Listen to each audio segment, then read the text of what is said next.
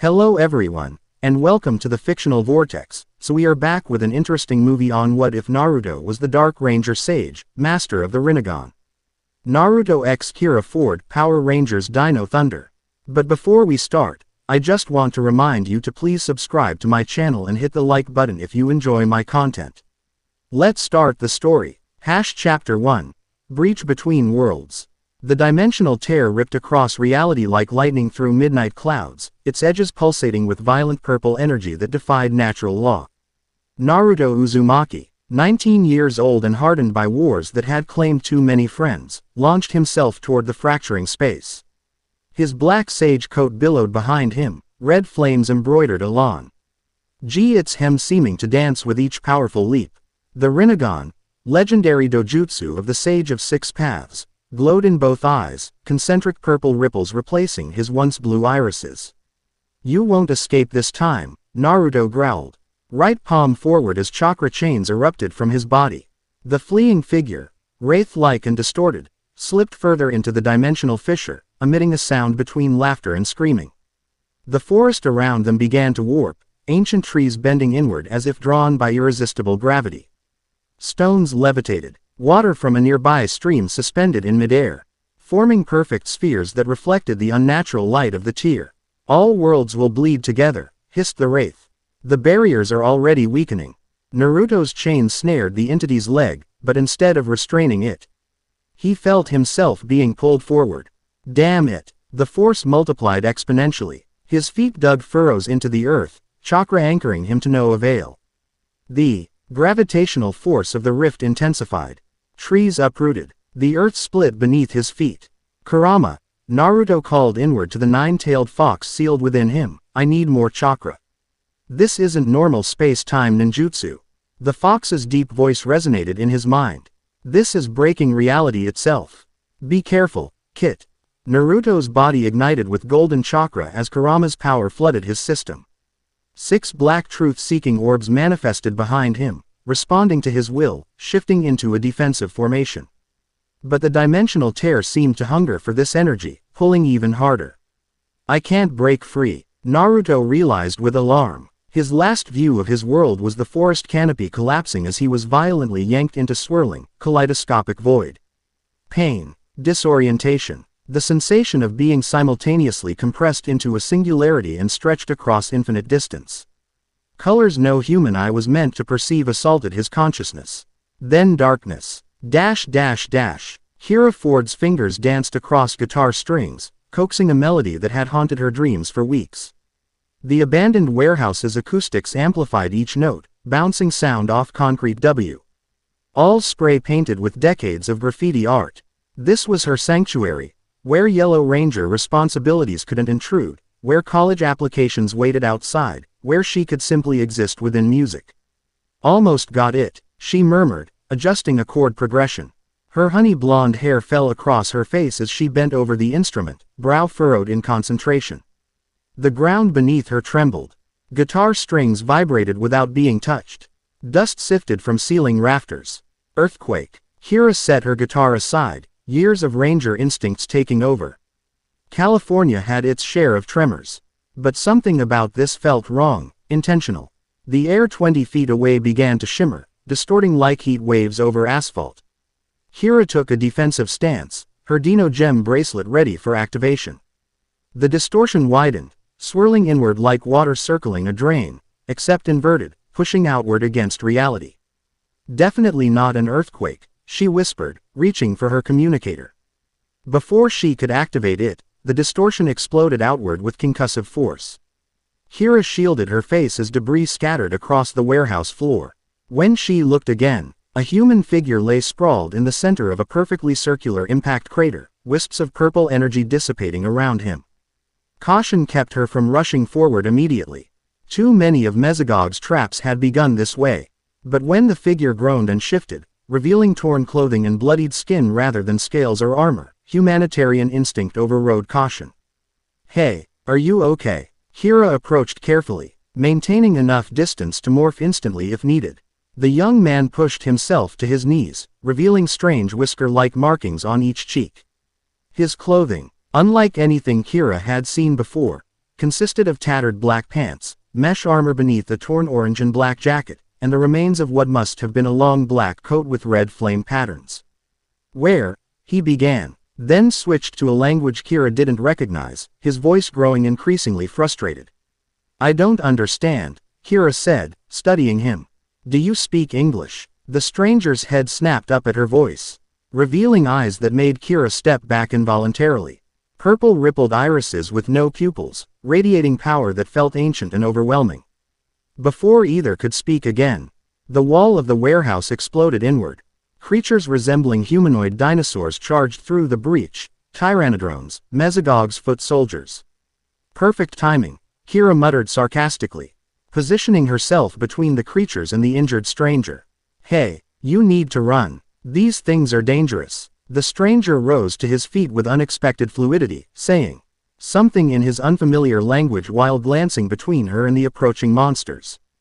"Get to safety," Kira shouted, preparing to activate her morpher. Secret identity concerns were secondary to civilian safety. A tyrannodrone lunged at the stranger with razor claws extended.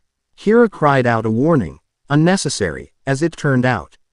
The stranger moved with impossible speed, sidestepping the attack with minimal movement. His expression shifted from confusion to focused calculation. 6 black spheres materialized behind him, hovering in perfect formation.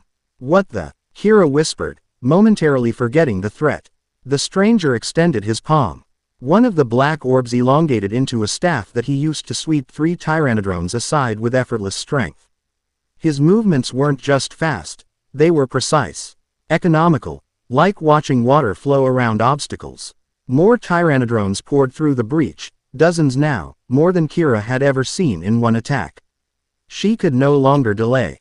Dino thunder, power up. Yellow energy enveloped her as the pterodactyl power transformed her into the Yellow Ranger. Terra grips. Her twin daggers materialized, and she launched herself into battle, expected to defend the stranger despite his unusual abilities. Instead, she found herself watching in astonishment as he decimated tyrannodrones with techniques that defied comprehension. "Shinra Tensai," he called out, extending both hands. An invisible force rippled outward, flattening 8 tyrannodrones against the far wall with crushing pressure. A tyrannodrone leapt at his back, but without turning. He murmured, "Bansho Tenon," and the creature froze midair before being violently pulled in the opposite direction, colliding with 3 of its companions. "Who are you?" Kira called out between strikes, her terra grips slicing through a tyrannodrone's armor. The stranger glanced at her, a flash of recognition crossing his features at her transformed state. He responded with a single word that sounded like Naruto, before refocusing on the battle. A particularly large tyrannodrone charged Kira while she was distracted. Before she could react, the stranger, Naruto, appeared between them. Palms thrust forward. "Almighty push," he said, this time in perfect English, though heavily accented. The tyrannodrone disintegrated under the force component. Molecules scattered across the warehouse. The remaining creatures retreated, scrambling back through the wall breach. Silence fell, disturbed only by settling debris and Kira's accelerated breathing inside her helmet. She powered down, armor dissolving into yellow light that receded into her Dino gem. "You speak English after all." Naruto's strange eyes studied her transformation with intense interest. "Not before. Something happened when I arrived." He spoke carefully, as if testing each word. "This place, different energy, affects my abilities." "What are you?" Kira asked directly. "Shinobi," he answered, then corrected himself. "Ninja, from Konoha." When her expression remained blank, he added, "Different world, I think." "Different world," Kira repeated flatly. "Like an alien." "No. Same planet. Different." He searched for words. "Dimension. Reality." Kira should have been more skeptical, but after 2 years as a Power Ranger, dimensional travelers ranked relatively low on her weirdness scale. "Those eyes, what are they?" "Rinnegan," Naruto answered, the purple ripples fading, revealing startlingly blue irises. The transformation seemed to require effort, tension visible in his jaw. "Powerful dojutsu. Bloodline ability. And those black floating ball things. Truth-seeking orbs. Senjutsu manifestation." He winced, touching his side where blood stained his torn jacket. "Need to understand where I am." Those creatures, not from my world. Kira made a decision she hoped wouldn't backfire. I know someone who can help. Dr. Oliver. He's knowledgeable about unusual situations. Naruto nodded once, decisive. Lead. I'll follow. Despite his injuries, he stood straight, alert, eyes constantly scanning their surroundings. As Kira reached for her communicator, the ground trembled again, lighter this time, but unmistakable. More dimensional disturbance, Naruto said, head tilting as if listening to something inaudible. Smaller. Something else is coming through. Great, Kira muttered, activating her communicator. Doctor. Oh, we've got a situation. Deep beneath the earth, in a laboratory that merged prehistoric artifacts with technology beyond modern science. Mesogog sensed the disturbance. His reptilian form tensed, yellow eyes narrowing to slits as clawed hands gripped the edge of his monitoring console. What was that energy surge? He hissed, voice carrying the sibilant quality of his dinosaur genetics. Elsa, his devoted servant, rapidly analyzed incoming data. Unknown, my lord, unlike anything in our records. It appeared suddenly in Sector 7, accompanied by dimensional instability. Show me, Mesogog demanded. The screen flickered, showing thermal imagery of the abandoned warehouse district. A white-hot signature, blazed where a human form should have registered normal body temperature. Interesting, Mesogog's tongue flicked between sharp teeth. Not Ranger energy, not morphing grid-based at all. Something older. He straightened, mind calculating possibilities. This could be useful, very useful indeed. Shall I send more Tyrannodrones to capture this energy source? Elsa asked. No. Mesogog turned from the screen. Let us observe from a distance. This power, it resonates with something primordial. Something that might finally give us advantage over those meddlesome rangers. He moved to a sealed chamber where a glowing amber substance pulsed with malevolent light. Perhaps it's time to accelerate our special project. The amber seemed to respond to his proximity, darkening at its CENTER where a serpentine form could almost be perceived. Yes, Mesogog whispered to the containment unit. I feel your excitement too. A kindred energy has arrived in our world. Soon, very soon, we shall make its acquaintance. Dr. Thomas Oliver's basement laboratory hummed with activity as monitoring systems tracked the dimensional anomaly. Haley Zichter, technical genius and the brain behind much of the Rangers' equipment, frowned at readings that defied conventional physics. Tommy, these energy signatures are completely off the charts, she said, fingers flying across multiple keyboards. Whatever came through that rift doesn't match any known power source, not even the morphing grid. Dr. Oliver studied the three-dimensional model rotating on the central display. It's almost like it's drawing from a completely different energy framework. See how it interacts with local reality. It's not just powerful, it's fundamentally different.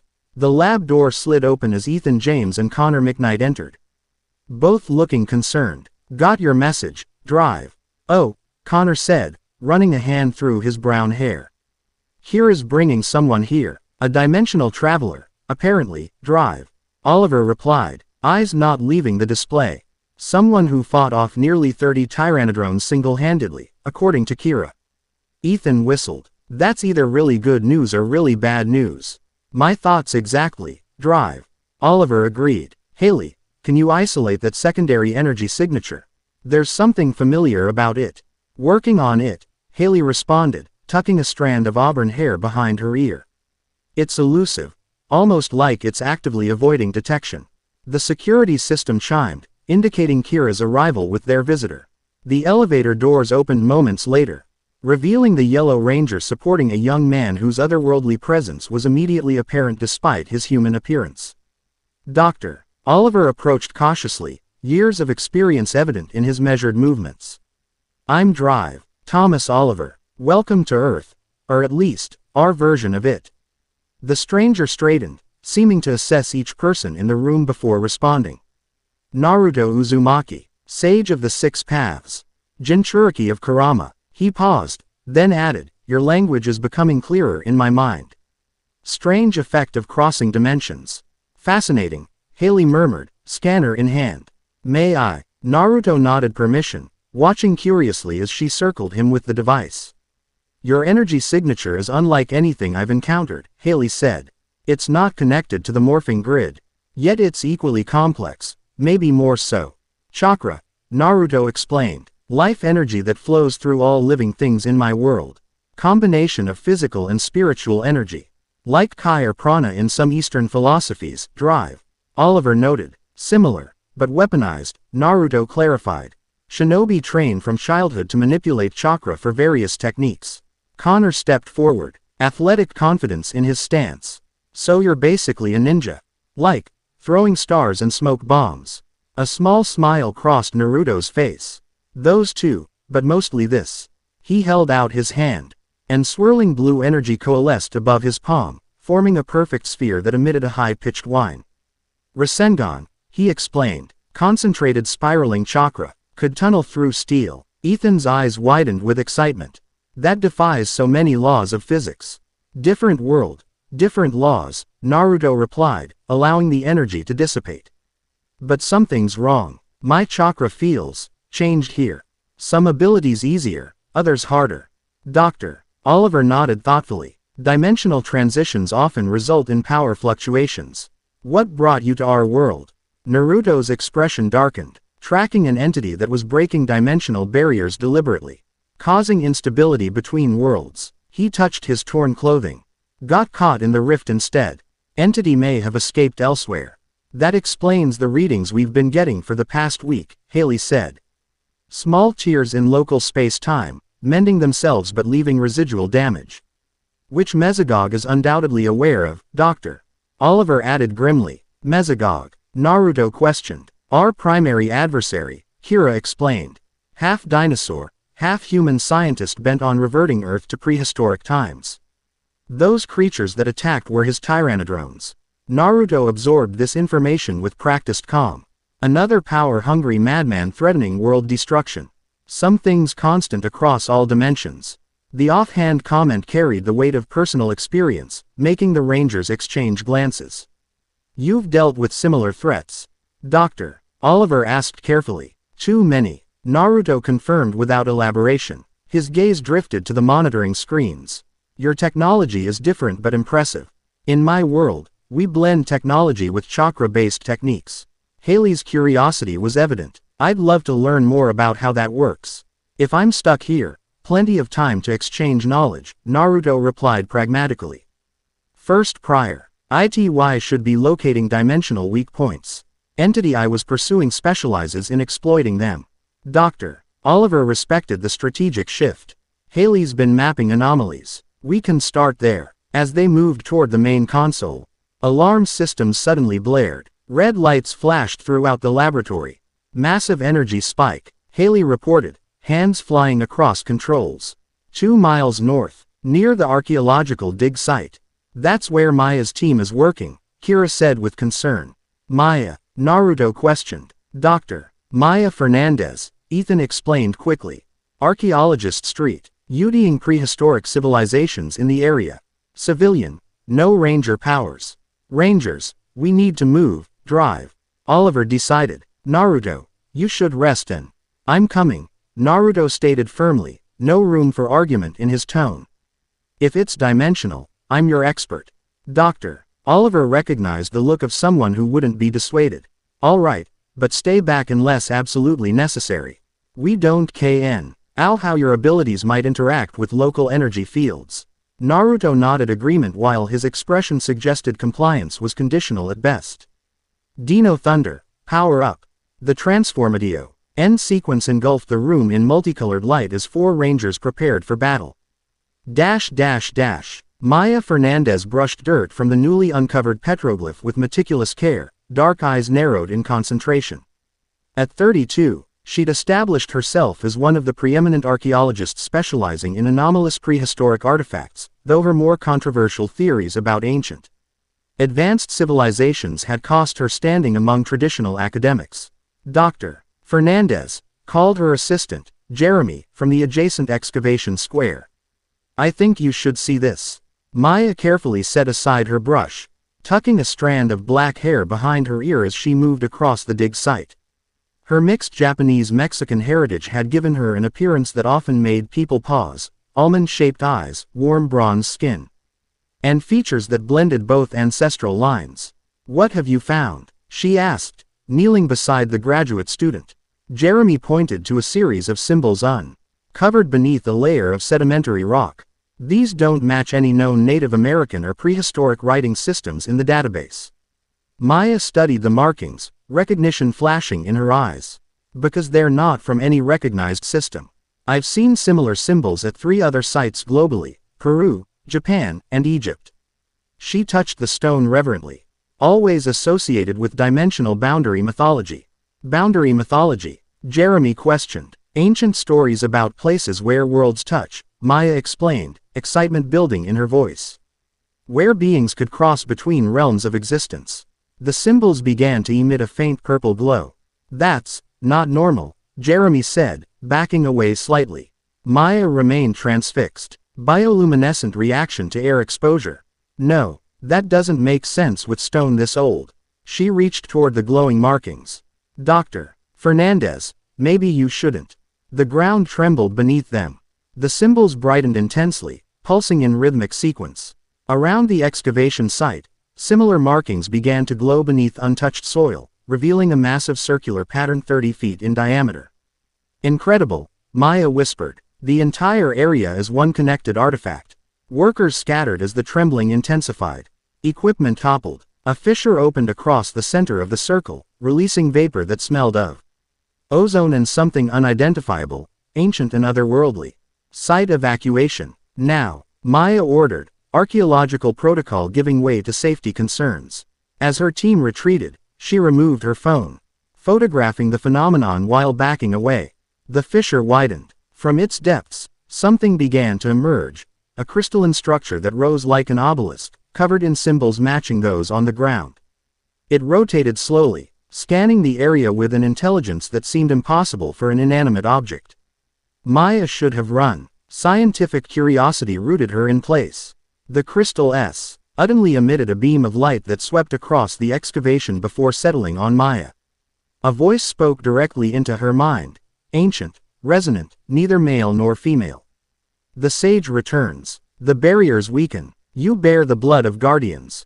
Asterisk. Maya gasped as images flooded her consciousness. A figure with rippled purple eyes commanding elemental forces. Dinosaurs merging with human forms. A spiral pattern that seemed to represent reality itself fragmenting and reforming.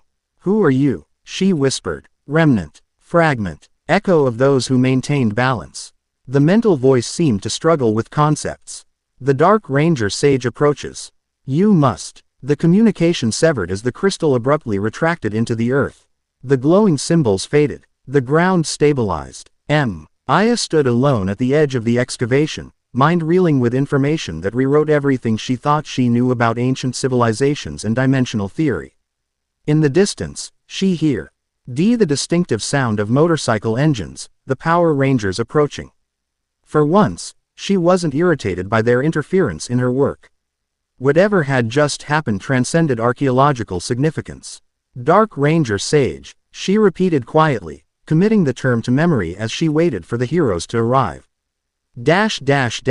Naruto rode behind Kira on her raptor cycle, studying the transformed landscape through strategic eyes. This world was simultaneously familiar and alien, recognizable human structures mixed with technology his own world hadn't developed.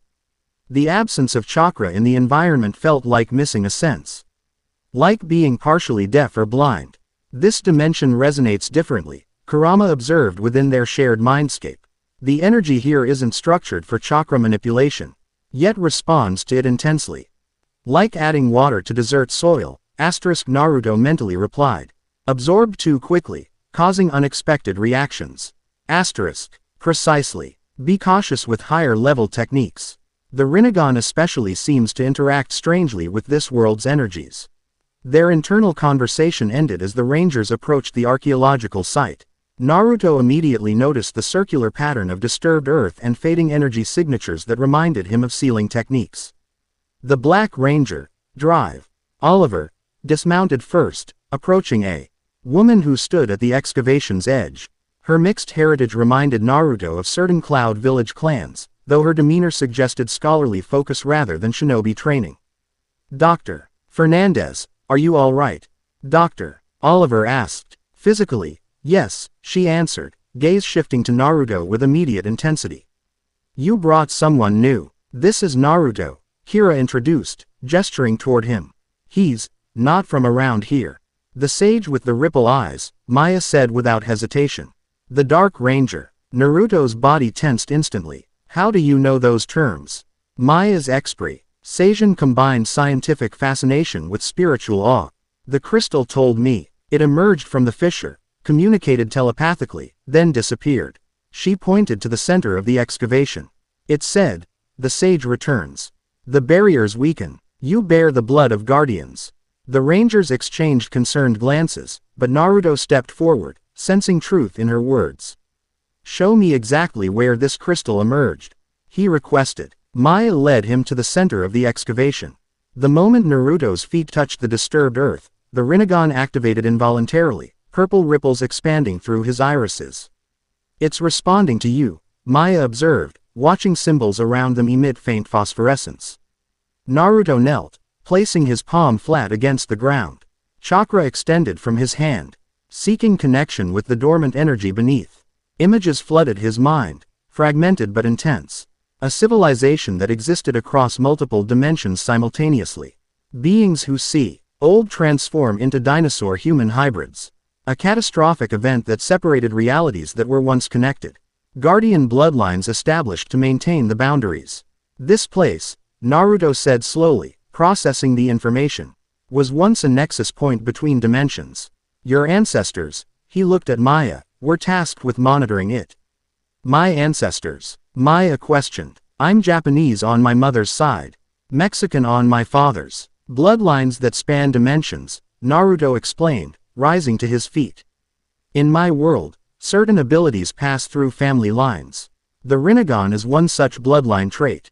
These symbols suggest guardian abilities function similarly. The Red Ranger, Connor, stepped forward. So what does all this mean for the dimensional tiers we've been detecting? It means the barriers between worlds are far more fragile than they should be, Naruto answered grimly. The entity I was pursuing didn't create the weaknesses, it exploited existing damage. Damage from what? Dr. Oliver asked. Unknown, Naruto admitted, but these symbols refer to something called the convergence, a cyclical event when dimensional barriers naturally thin. Maya's eyes widened, like solstices for reality itself. Points where worlds naturally draw closer. Exactly, Naruto confirmed. According to these impressions, we're approaching such a convergence. The entity knew this, timed its actions accordingly. Could Mesogog know about this too? Kira asked. If he's been experimenting with prehistoric DNA and artifacts, almost certainly, Drive. Oliver answered. It would explain his increased activity lately. The Blue Ranger, Ethan, who had been scanning the site with a handheld device, suddenly called out, Guys, I'm picking up another energy signature. Similar to Naruto's but different. Moving fast, heading this way. Naruto's expression sharpened. The entity. No, Ethan replied, checking readings. Smaller signature. Less chaotic. Naruto closed his eyes, extending his sensory abilities, a technique that had functioned inconsistently since his arrival. This time, clarity came immediately. His eyes snapped open. Another shinobi, he stated with certainty. From my world, following my trail, friend or foe? Dr. Oliver asked practically. Unknown, Naruto answered, but approaching cautiously, not aggressively. The Rangers form a defensive perimeter around the excavation site as Maya gathered her most important findings. Naruto stood slightly apart, preparing for a potential confrontation while hoping for an ally. The air shimmered 50 yards away, distorting like heat waves before stabilizing into a humanoid form. A woman emerged from the distortion, approximately Naruto's age, wearing the distinctive flak jacket of a Jonin-level shinobi. Her white blonde hair was cut in a practical shoulder-length style, and a headband bearing the Cloud Village symbol rested on her forehead. Most distinctive were her eyes, pale lavender without pupils, marking her as a Byakugan user. Talia, Naruto identified, tension easing slightly. Cloud Village tracking specialist. The woman approached with measured steps, hands visible to show peaceful intent while remaining ready to defend herself. Her gaze swept across the rangers with analytical precision before settling on Naruto. "Uzumaki-san," she greeted formally. "The Raikage sent me to investigate dimensional disturbances. Finding you explains much." "Not my intention to cross dimensions," Naruto replied. "Pursuing an entity exploiting dimensional weaknesses." Talia nodded once. "Same entity we've been tracking for months. It left destruction across 3 nations before disappearing completely." Her attention shifted to the rangers. "These are local authorities. Defenders," Naruto clarified. "Power Rangers. Different power system than chakra, but effective." Dr. Oliver stepped forward. "I'm Drive. Thomas Oliver. We're dealing with our own dimensional concerns that seem to be connecting with yours." Talia assessed him with professional detachment. "Talia K's Special Reconnaissance Division, Hidden Cloud Village." She returned her focus to Naruto. "The dimensional tear you passed through has destabilized further. Return passage currently impossible." "How did you cross?" Naruto questioned. "Specialized technique combining Byakugan perception with lightning release."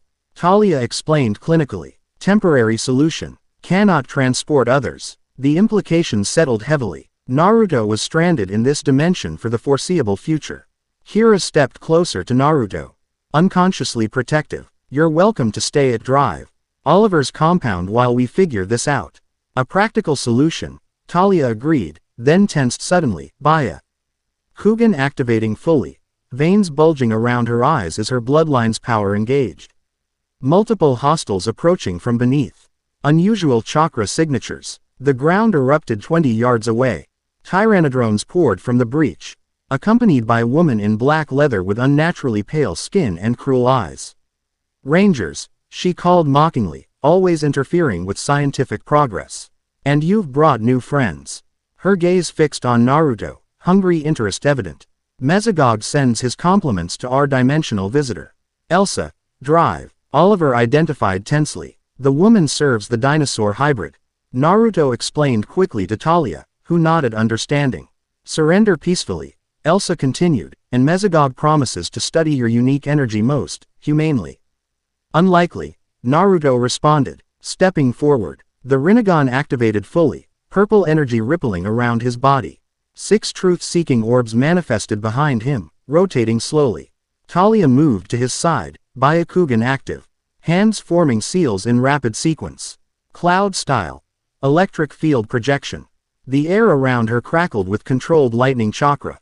The rangers moved into formation, ready to transform.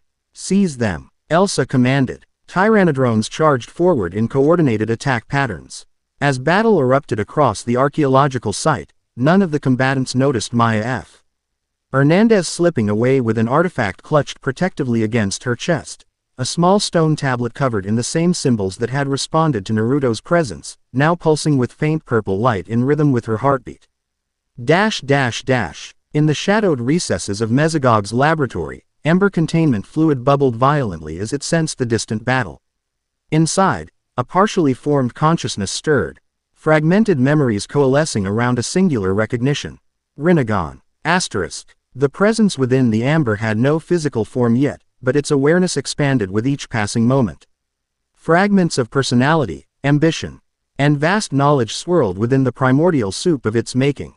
Mesogog approached the containment unit, yellow reptilian eyes gleaming with satisfaction at the increased activity. "You sense it too, don't you? A power from beyond our dimension. A power that resonates with your essence."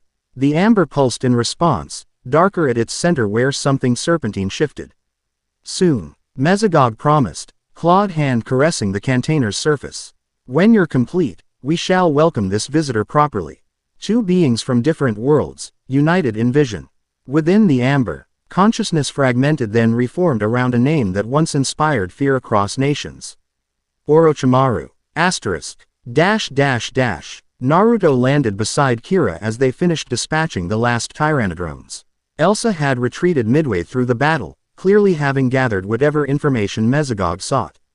They weren't trying to win, Naruto observed, letting the Rinnegan fade from his eyes. "Reconnaissance mission. Studying your abilities, Drive." Oliver agreed, powering down from ranger form. Mesogogs too calculating to waste resources without purpose. Talia rejoined them. Byakugan deactivated but alertness undiminished. The woman escaped through an invisibility portal. Technology, not jutsu. Invisiportals, Ethan confirmed. Mesogog's primary transportation method. Connor looked around the battlefield. Where's Drive? Fernandez. Left during battle's beginning, Talia reported. Carrying small artifact. Headed toward university campus according to Chakra Trail. Smart move, Kira said. Getting valuable findings away from danger. Naruto wasn't convinced. She recognized terms from my world without explanation. Dark Ranger Sage is not a coincidence. The crystal communicated with her directly. Drive. Oliver noted. We should follow up, but carefully. If she has guardian bloodline connections as you suggested, she's likely confused and potentially in danger. I can track her chakra signature, Talia offered pragmatically. We should return to the lab first, Haley suggested via communicator. I'm picking up another dimensional fluctuation forming near your location. Naruto immediately extended his sensory perception, feeling the familiar distortion beginning to manifest 50 feet from their position. Unlike the violent tear that had transported him, this disturbance felt controlled, almost surgical in precision. This isn't random, he stated, moving toward the forming anomaly. The air shimmered, condensing into a perfect circle 6 feet in diameter. Unlike natural tears, its edges remained stable, containing the chaotic energies within clearly defined boundaries. Artificial portal, Talia assessed. Controlled from the other side. The center of the portal rippled like disturbed water, then cleared to reveal an image, a laboratory filled with advanced technology unlike either Konoha or Reefside standards. A figure stepped into view on the other side, visible but physically separated by the dimensional barrier. Dimensional hunters, Naruto identified, recognizing the distinctive uniform from Intelligent. CE briefings. Charcoal body armor with silver circuitry patterns, featureless masks that concealed all identifying characteristics. The figure spoke, voice distorted electronically. Uzumaki Naruto, Jinchuriki of the Nine Tails. Wielder of the Rinnegan. You have breached Dimensional Protocol 7A. Not intentionally, Naruto responded calmly. Pursuing an entity damaging dimensional barriers. Irrelevant, the hunter replied. Your presence in Dimension RE16 creates catastrophic instability probability. You will surrender to extraction when full portal capability is established. Doctor. Oliver stepped forward. This is our world. We have jurisdiction here. The hunter's featureless mask turned slightly. Power Rangers. Protectors utilizing morphing grid energy. Your authority is acnol, edged but superseded by dimensional security protocols. The figure returned attention to Naruto. You have 72 hours to prepare for extraction. Resistance will necessitate extreme containment measures. The portal collapsed inward, disappearing without trace. Well, that complicates things, Connor remarked into the stunned silence. Naruto's expression remained unreadable, but inwardly, he communicated with Kurama. Dimensional Hunters. The stories were true. An organization that monitors breaches between realities, Kurama confirmed. Few have encountered them and returned to tell the tale. They want to take me back, but not to help. Extraction. Sounds permanent. We cannot allow capture, Kit. Their methods would separate us, likely killing you in the process. Kira approached Naruto, concern evident. What was that about? Who are these hunters? Interdimensional police, essentially, Naruto explained. They monitor boundaries between worlds, prevent unauthorized crossing. They seemed particularly interested in you, Drive. Oliver observed. The Rinnegan grants power over dimensional forces, Naruto said. Combined with Kurama's chakra, i.e. present significant dimensional disruption potential. Kurama, Ethan questioned. Naruto briefly closed his eyes, then opened them to reveal slitted red irises instead of blue, Kurama's influence manifesting visibly. The nine-tailed fox sealed within me. We share this body. Combine our powers. The Rangers tensed instinctively at the predatory chakra suddenly emanating from Naruto. Another consciousness. Doctor. Oliver asked, fascinated despite potential danger. Yes, Naruto answered, eyes returning to normal. Biju. Tailed beasts, are massive chakra entities. Kurama is the strongest. We're partners now. Though our relationship began, differently. Talia interjected with practical concern. The dimensional hunters are extremely dangerous. Their technology neutralizes chakra completely. Which means we need to understand what's happening here before they return, drive. Oliver decided. Let's regroup at the lab, find Maya, and piece together how all these elements connect. As they prepared to depart, Naruto felt a familiar tingle at the base of his skull, instincts honed through years of combat alerting him to distant danger. Something else is watching, he said quietly to Kira. Not Mesogog's forces. Something familiar. Familiar how? She asked. Naruto searched for words to describe the sensation. Like looking in a distorted mirror. Something that recognizes me, but wrongly. In the distance, thunder rumbled across previously clear skies, nature itself responding to forces gathering beyond perception. The dimensional boundaries between worlds continued to thin as ancient powers stirred on both sides, reaching across reality toward inevitable confrontation. Chapter 1 End Chapter 2 Stranger in a Strange Land. Morning sunlight filtered through the canopy of Dr. Oliver's secluded forest home, casting dappled shadows across Naruto as he performed a precise sequence of movements on the dew-dampened lawn. Each gesture flowed into the next with liquid precision, part meditation, part combat training, part chakra exercise. The katas looked deceptively simple, yet contained techniques developed through centuries of shinobi refinement. From the deck, Kira observed with undisguised fascination, coffee mug cradled between her palms. Despite having seen extraordinary abilities as a ranger, something about Naruto's movements felt fundamentally different. More connected to natural energy than the technological power that fueled ranger abilities. He's been at it since sunrise, Talia commented, materializing beside Kira with the silent grace of a trained shinobi. 5 hours without pause, Kira managed not to flinch at the Cloud Ninja's sudden appearance, a small victory given Talia's disconcerting habit of moving without sound. Is that normal for your people? For elite shinobi, yes. Talia's pale lavender eyes tracked Naruto's movements with analytical precision. Though his regimen is particularly intense, the Uzumaki bloodline grants exceptional stamina. Something in her tone suggested deeper knowledge. You knew him before all this, didn't you? A fractional pause preceded Talia's measured response. We have history. 3 years ago, he prevented war between our villages when others sought conflict. His intervention saved thousands. Before Kira could inquire further, Naruto completed his routine with a final flowing movement. The air around him briefly shimmered with barely visible chakra before settling. He approached the deck, perspiration glistening on his skin despite the morning chill. Your fighting style is nothing like our martial arts, Kira observed, offering a towel she'd prepared earlier. Shinobi combat blends physical techniques with chakra manipulation, Naruto explained, accepting the towel with a grateful nod. Different villages specialize in different approaches. Cloud excels in lightning techniques and kenjutsu, sword skills. He gestured toward Talia. Leaf, my village, emphasizes versatility and teamwork. And where does the sage part come in? Kira asked, genuinely curious. Naruto's expression shifted subtly, blue eyes momentarily distant. Sage techniques involve drawing in ethereal energy and balancing it with physical and spiritual energy. It's difficult to explain in terms that translate well. Try me, Kira challenged with a half smile. I've seen enough weird stuff as a ranger. Their conversation paused as the deck door slid open. Dr. Oliver emerged carrying a stack of ancient-looking scrolls and leather-bound books. Good, you're all here, he said, setting the materials on the outdoor table. I've been researching references that might help explain the connections between our worlds. Naruto approached with immediate interest.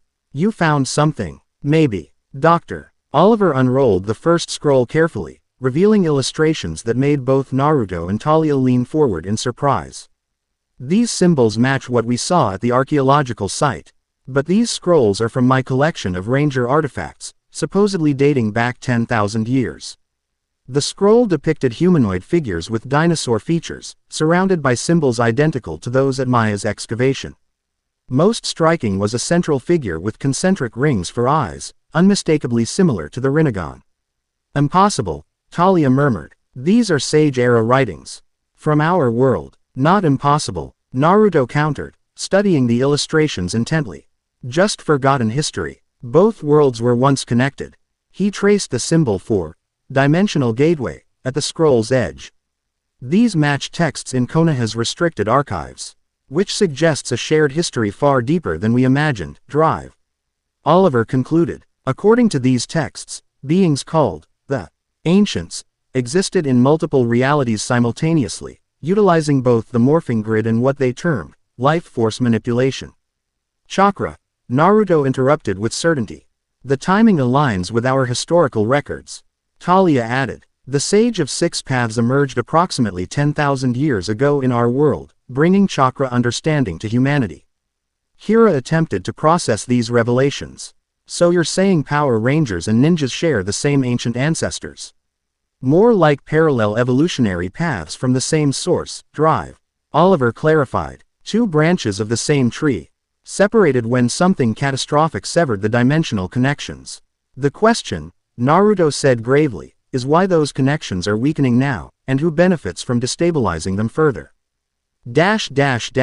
In the laboratory beneath Drive, Oliver's home, Haley Zichter calibrated sensitive equipment as Naruto stood patiently within a circular scanning array. Multiple holographic displays surrounded her workstation, each showing different aspects of the energy patterns flowing through his body. Fascinating, she murmured, auburn hair tied back in a practical ponytail as she studied the readings. Your chakra network is like nothing I've ever seen, almost like a secondary circulatory system, but for energy instead of blood. Naruto remained motionless as instructed. Living beings in my world have chakra networks, though most civilians never learn to access them consciously. Could you channel a small amount of chakra? Nothing elaborate, just enough to register on the sensors. Naruto nodded, forming a simple hand seal.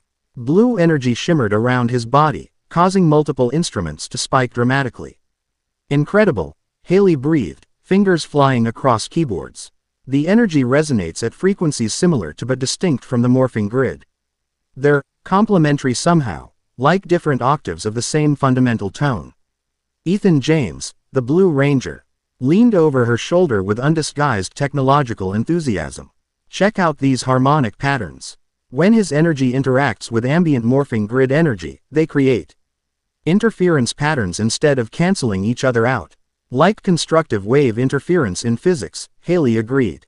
Which explains why his abilities seem enhanced in certain ways here, and diminished in others, Naruto added. Some techniques that require precise chakra control become unpredictable. Haley made additional adjustments. Can you show us this? Rinnegan, everyone's talking about. The sensors are calibrated for energy fluctuations now.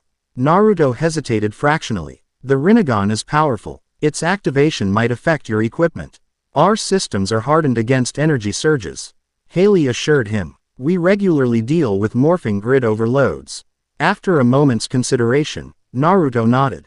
Stand back slightly. When they complied, he closed his eyes briefly, then opened them to reveal the concentric purple ripples of the Rinnegan. The effect was immediate and dramatic. Every sensor in the laboratory spiked simultaneously. Lights flickered. Monitors shorted out in cascading electrical failures.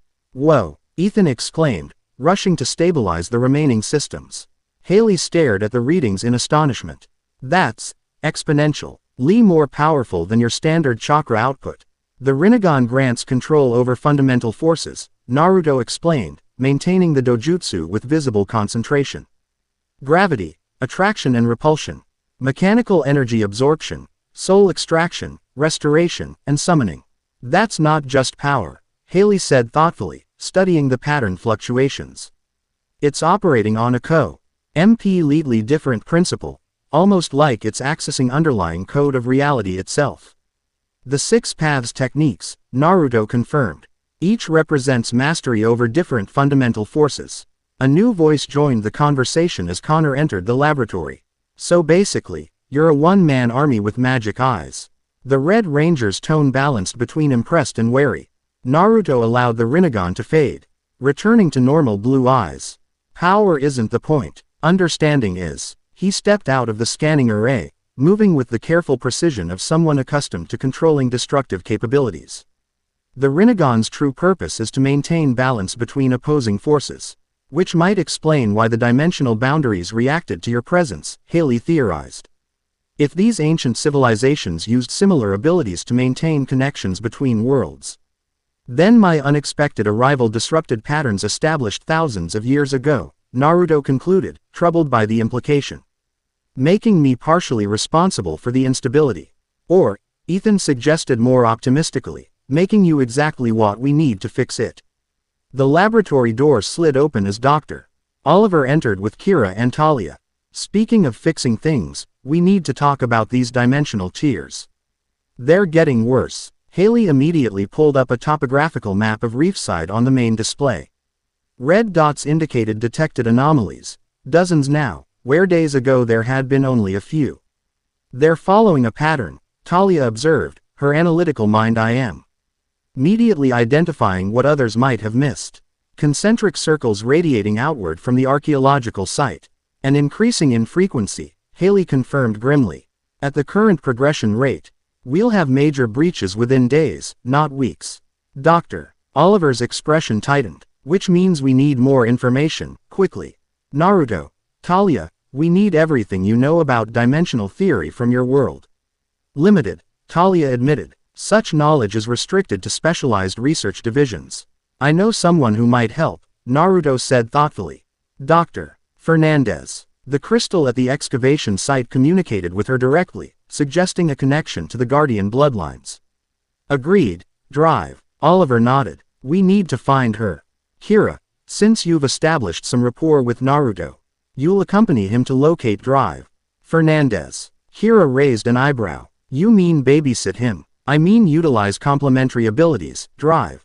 Oliver corrected diplomatically. Your Terra scream might resonance match with certain chakra frequencies, according to Haley's preliminary analysis. And, Connor added with a smirk, you're the least likely to punch him if he says something weird. Your confidence is overwhelming, Kira replied dryly, though without genuine annoyance. Turning to Naruto, she asked, ready for a crash course in modern American society. I've infiltrated feudal courts and criminal organizations, Naruto responded with quiet confidence. I can manage a university campus. Talia's subtle expression shift suggested otherwise, but she remained diplomatically silent. Reefside University's sprawling campus buzzed with midday activity as students moved between classes, gathered in conversation clusters, or lounged on manicured lawns. For Naruto, the setting evoked memories of the Konoha Academy, though with striking technological and cultural differences. Your learning institutions are relaxed, he observed, walking beside Kira across the central quad. She'd insisted he change into borrowed civilian clothes, jeans and a black t-shirt that drew occasional appreciative glances from passing students. University is different from high school, Kira explained. More freedom, more responsibility. Dr. Fernandez's office should be in the anthropology building across campus. Naruto nodded, absorbing details with trained observation skills. Your world values individual expression differently. In shinobi villages, standing out can be dangerous. Yet you wore bright orange as your signature color, Kira noted. Remembering his torn jumpsuit from Arrival, a genuine smile crossed Naruto's face. Rebellious nature. Plus, excellent chakra control compensates for visibility disadvantages. Their conversation oust as they navigated through a particularly dense crowd of students. Naruto instinctively adjusted his movement patterns to maintain optimal spatial awareness, a subtle combat habit that made him flow through the crowd with unusual grace. So, that Talia person, Kira ventured casually. She seems intense. Cloud Village Shinobi specializes in precision and discipline, Naruto replied, misinterpreting the underlying question. Talia's Byakugan bloodline makes her exceptionally perceptive. That's not what I meant, Kira clarified. You two have history, right? She watches you like she's memorizing everything you do. Naruto's expression shifted subtly. Complicated political situation. 3 years ago, I prevented an assassination that would have triggered war between our villages. Talia was assigned to the protective detail of the target, a diplomatic failure that damaged her standing. So she hates you? Kira asked, surprised. Opposite. Her superiors wanted scapegoats. I testified that she performed admirably against impossible circumstances. Naruto paused, considering his next words carefully. In ninja politics, debts and obligations carry significant weight. Before Kira could inquire further, they arrived at their destination, a weathered brick building housing the anthropology department. Inside, faculty offices lined long hallways adorned with artifacts and research posters. Dr. Fernandez's office should be down this corridor, Kira said, consulting a directory. Second floor, East Wing. As they climbed the stairs, Naruto suddenly halted, head tilting slightly as if listening to something inaudible. Someone's in distress. Upper level. How can you? Kira began, but Naruto was already moving, taking stairs 3 at a time with preternatural speed. Kira raced after him, grateful the building was relatively empty between class periods. At the top floor, the source of Naruto's concern became immediately apparent. Raised voices echoed from an office at the corridor's end. One distinctly belonging to Maya Fernandez. This is university property, Drive. Mercer, you have no authority to confiscate my research materials. Maya's voice carried the edge of someone maintaining composure through sheer will. Your excavation uncovered artifacts that relate directly to my field of expertise, replied a coldly professional male voice. The UNIV RSITY board has authorized temporary reassignment of certain materials for specialized analysis. Naruto approached the partially open door silently, Kira close behind. Through the gap, they could say, Maya standing defiantly behind her desk, facing a tall man in an expensive suit, Anton Mercer, prominent scientist and Mesogogue's human alter ego, though only the Rangers knew his dual identity. Though, say artifacts demonstrated unusual properties that require careful documentation, Maya insisted, hands protectively covering a cloth-wrapped object on her desk, undoubtedly the item she'd taken from the excavation.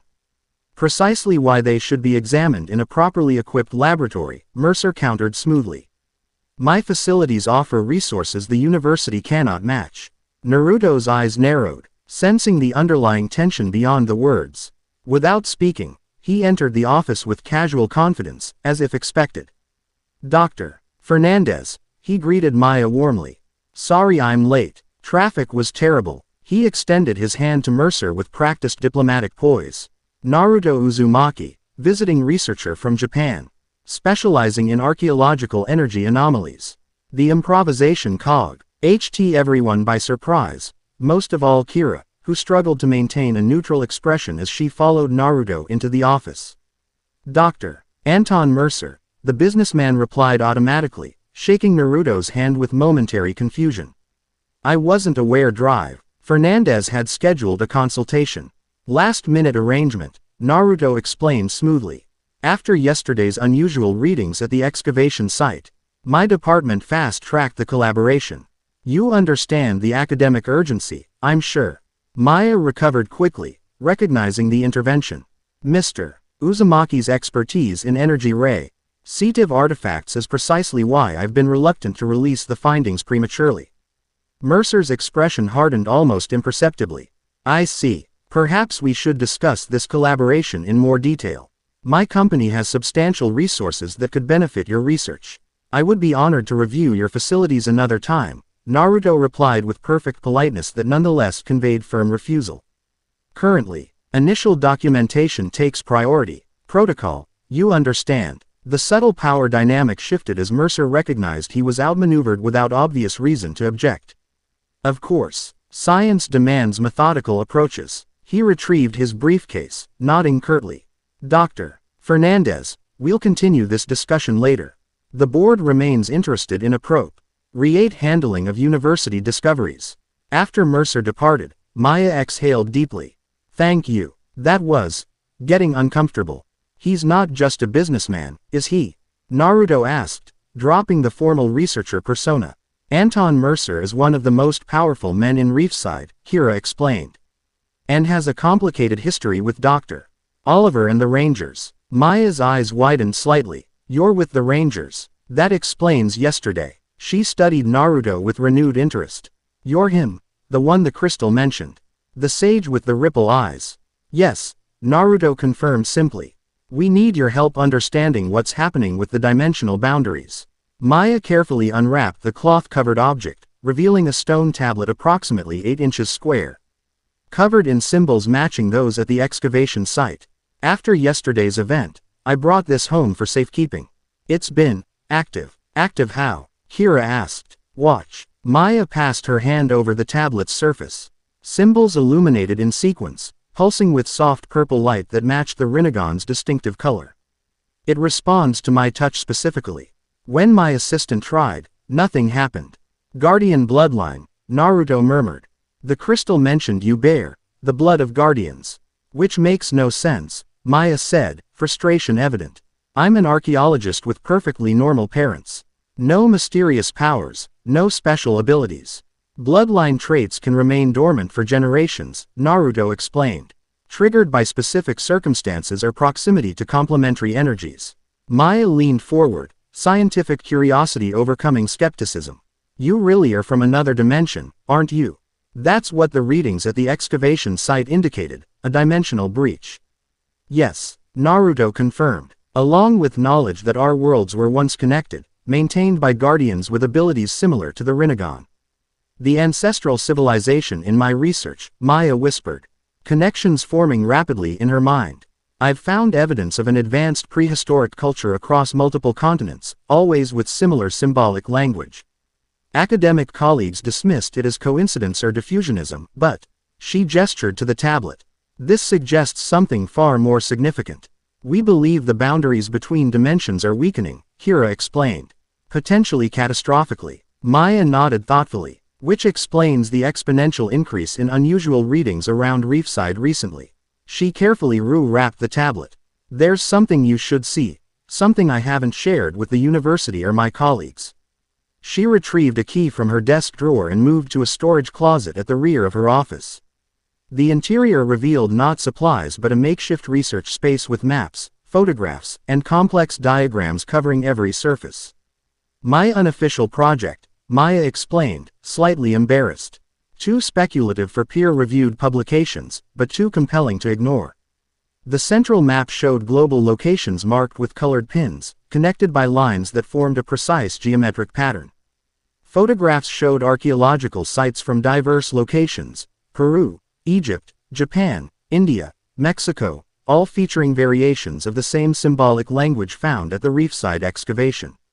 These sites form a perfect dodecahedron pattern when mapped onto a globe, Maya explained.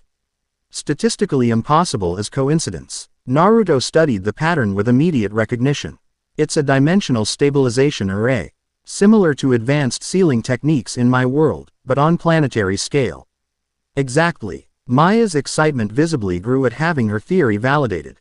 And Reefside sits precisely at one of the vertex points, a nexus in the global pattern. Which explains why dimensional tiers are concentrating here, Kira realized. And why Mesogog established his base in this region, Naruto added grimly. He may understand more about these connections than we realized. Maya retrieved a leather-bound journal filled with handwritten notes and intricate diagrams. According to legends associated with these sites, the ancients created pillars that maintained balance between realms. When properly activated, these pillars supposedly allowed controlled travel between worlds. The crystal at the excavation site might be one such pillar, Naruto suggested. Or a key to activating one, Maya countered, flipping through her journal to a detailed illustration. Is symbol combination translates roughly to Gateway Awakening Sequence. It describes a ritual requiring specific energies.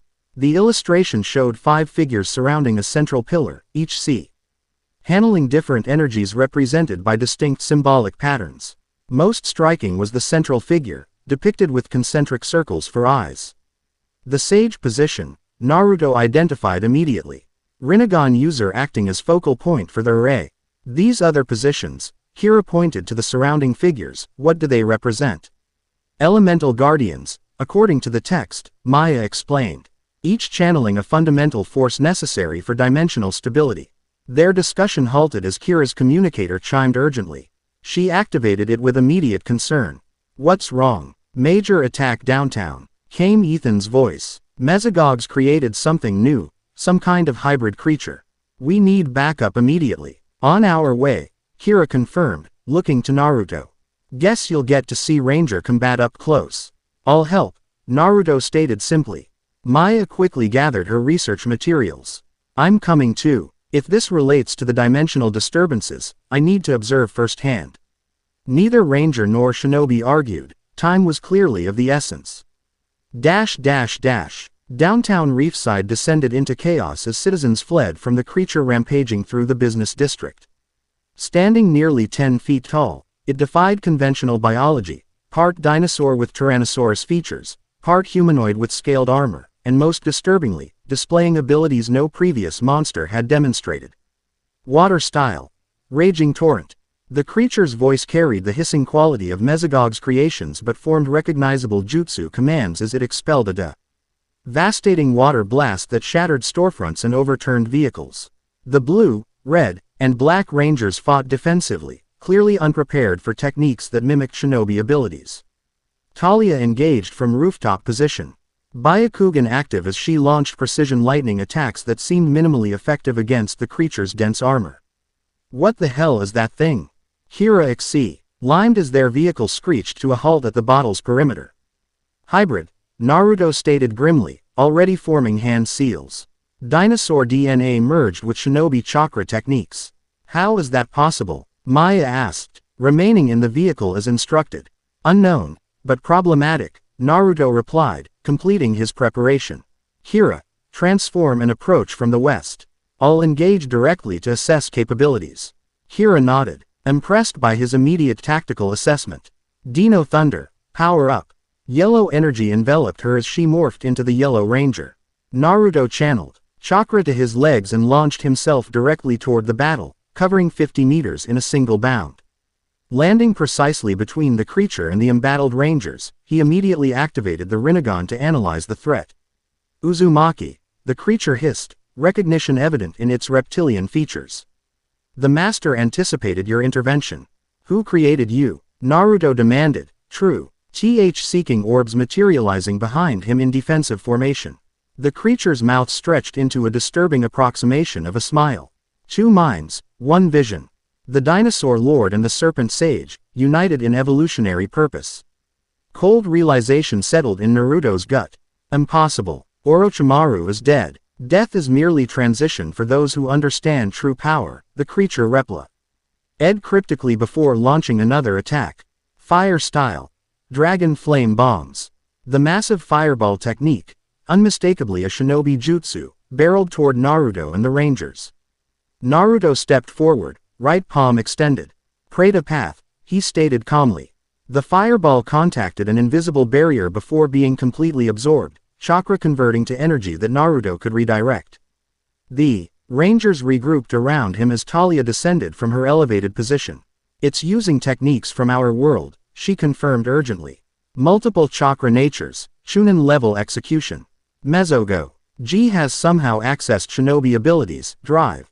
Oliver theorized from within his Black Ranger form.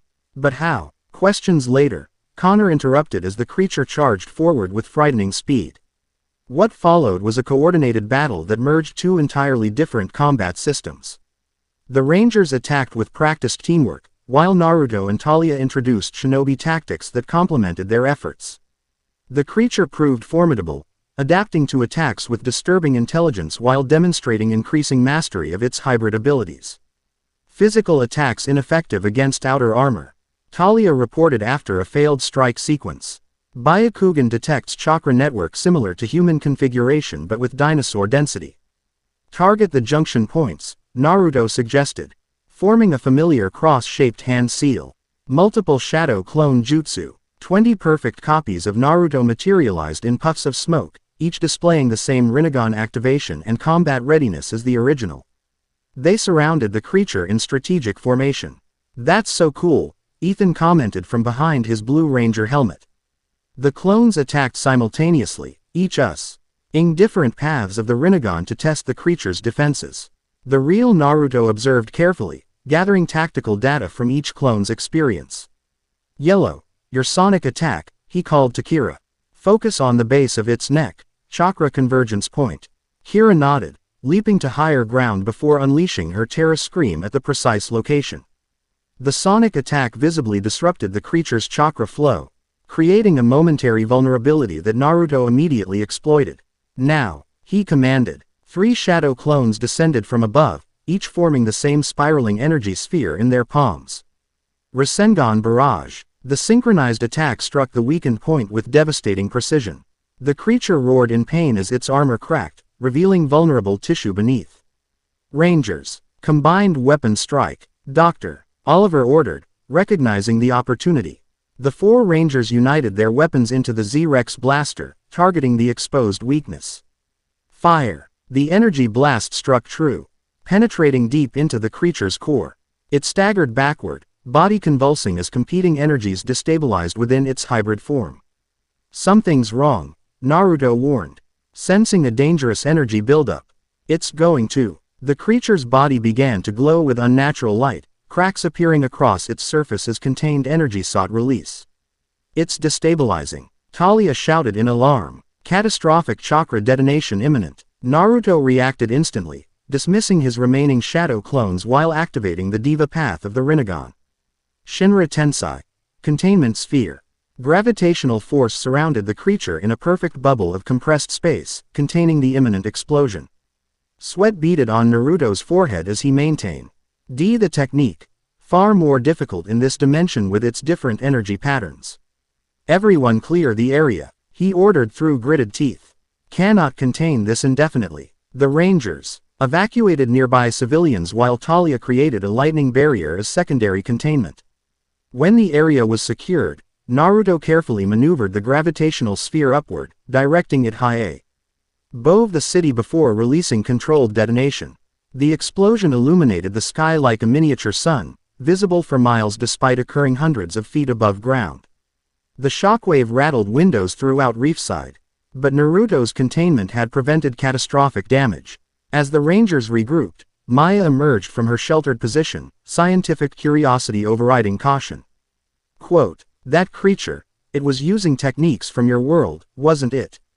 "Yes," Naruto confirmed grimly, allowing the Rinnegan to fade as he conserved chakra. "Someone in this dimension has accessed Shinob. I knowledge and merged it with local biological engineering. Mesogog, drive," Oliver stated with certainty. But how would he obtain information about jutsu and chakra manipulation? "The entity I was pursuing," Naruto suggested. "If it reached this dimension before me and encountered Mesogog, could have provided knowledge as alliance offering," Talia concluded, completing his thought with tactical precision. Question remains, which entity? The creature's cryptic words echoed in Naruto's mind. The Dinosaur Lord and the Serpent Sage, united in evolutionary purpose. There was only one, Serpent Sage, in Naruto's experience. But confirming that suspicion would require more information. "We should return to the lab, Doctor," Oliver decided. Analysis of the residual energy might provide answers. As they prepared to depart, Naruto noticed Maya studying her tablet, which now pulsed with increased luminosity. "The symbols are changing," she reported with academic fascination. "Responding to the battle energies somehow." "May I?" Naruto asked, extending his hand. Maya hesitated briefly before surrendering the artifact. The moment it touched Naruto's palm, all symbols illuminated simultaneously, reorganizing into new patterns that scrolled across the surface like living text. "It's a warning," Naruto translated, reading symbols that seemed increasingly familiar the longer he studied them. "The awakening approaches. The Guardian Circle must form. The Dark Ranger emerges when worlds collide." "Dark Ranger?" Connor questioned. "Like another Ranger power. Something older. I think, drive," Oliver suggested, predating modern Ranger abilities. Maya reclaimed the tablet, its glow diminishing at the transfer. "According to my research, Ancient Guardian positions each channeled different energy aspects. The central position, presumably this, Dark Ranger, acted as balance point between realms. Which aligns with the Rinnegan's fundamental purpose," Naruto noted. "Balance between opposing forces." Their discussion halted as the ground beneath them trembled violently, not localized like previous anomalies, but spreading throughout the entire downtown area. "Major dimensional disturbance," Talia reported. Byakugan activating instantly to scan their surroundings. Multiple weak points forming simultaneously. Around them, reality itself seemed to waver. Translucent. Images overlapped physical structures, ghostly buildings, trees, and landscape features that didn't belong in Reefside. For brief moments, Pedestrians reported seeing strange figures walking through solid objects. Voices speaking incomprehensible languages, and skies shifting between different weather patterns. The boundaries are thinning faster than anticipated, Naruto realized with growing concern. Today's battle accelerated the degradation. Or someone's deliberately weakening them further. Drive. Oliver suggested grimly. Whatever the cause, one fact became increasingly clear: Dimensio. Null stability was deteriorating at an alarming rate, with potentially catastrophic consequences for both worlds. Cassidy Cornell, aspiring journalist and perpetual thorn in the Ranger's side, adjusted her camera angle as her cameraman Devon fidgeted nervously beside her. This is Cassidy Cornell, reporting live from downtown Reefside where yet another monster attack has just concluded, she announced with practiced professionalism. But today's event featured something unprecedented: the appearance of two individuals with abilities distinct from our local Power Rangers. The camera pan, to show battle aftermath, cracked pavement, damaged storefronts, and the lingering energy signature where the creature had detonated. Eyewitness accounts describe a young man with strange purple eyes controlling gravity itself, while a woman with pale eyes created lightning without any visible technology, Cassidy continued. These developments raise serious questions about potential new allies, or threats, to Reefside. She gestured dramatically toward the sky where Naruto had contained the explosion. Are we witnessing the emergence of a new class of superhumans? Are visitors from beyond our world? This reporter intends to find out. As Cassidy concluded her segment, neither she nor Devon noticed the professionally dressed woman observing from across the street, Cassie Yoshimura, form. Our government agent specializing in paranormal investigation. Her observant gaze tracked the departing Rangers and their unusual companions with particular interest. Cassie activated her secure communication device. Director. Preliminary confirmation of dimensional breach in Reefside. Energy signatures match Alpha-class anomaly parameters. The response came immediately. Documentation priority only, Agent Yoshimura. Dimensional hunters have jurisdiction. Maintain observation protocols until authorized otherwise. Understood, Cassie replied, though her expression suggested professional disagreement with these restrictions. Subject demonstrates Rinnegan activation consistent with historical records. Classification: Omega-level entity. Proceed with caution, her director advised. He's breach events follow patterns inconsistent with natural phenomena. Something, or someone, is orchestrating them. Cassie ended the communication, continuing her discreet surveillance as emergency services arrived to manage the aftermath. Her trained eyes caught details others would miss: residual energy patterns, subtle dimensional warping, and most concerning, the way reality itself seemed to flicker like a faulty transmission in the bottle's wake. The Dark Ranger emerges, she murmured to herself, recalling ancient texts from classified archives. Right on schedule.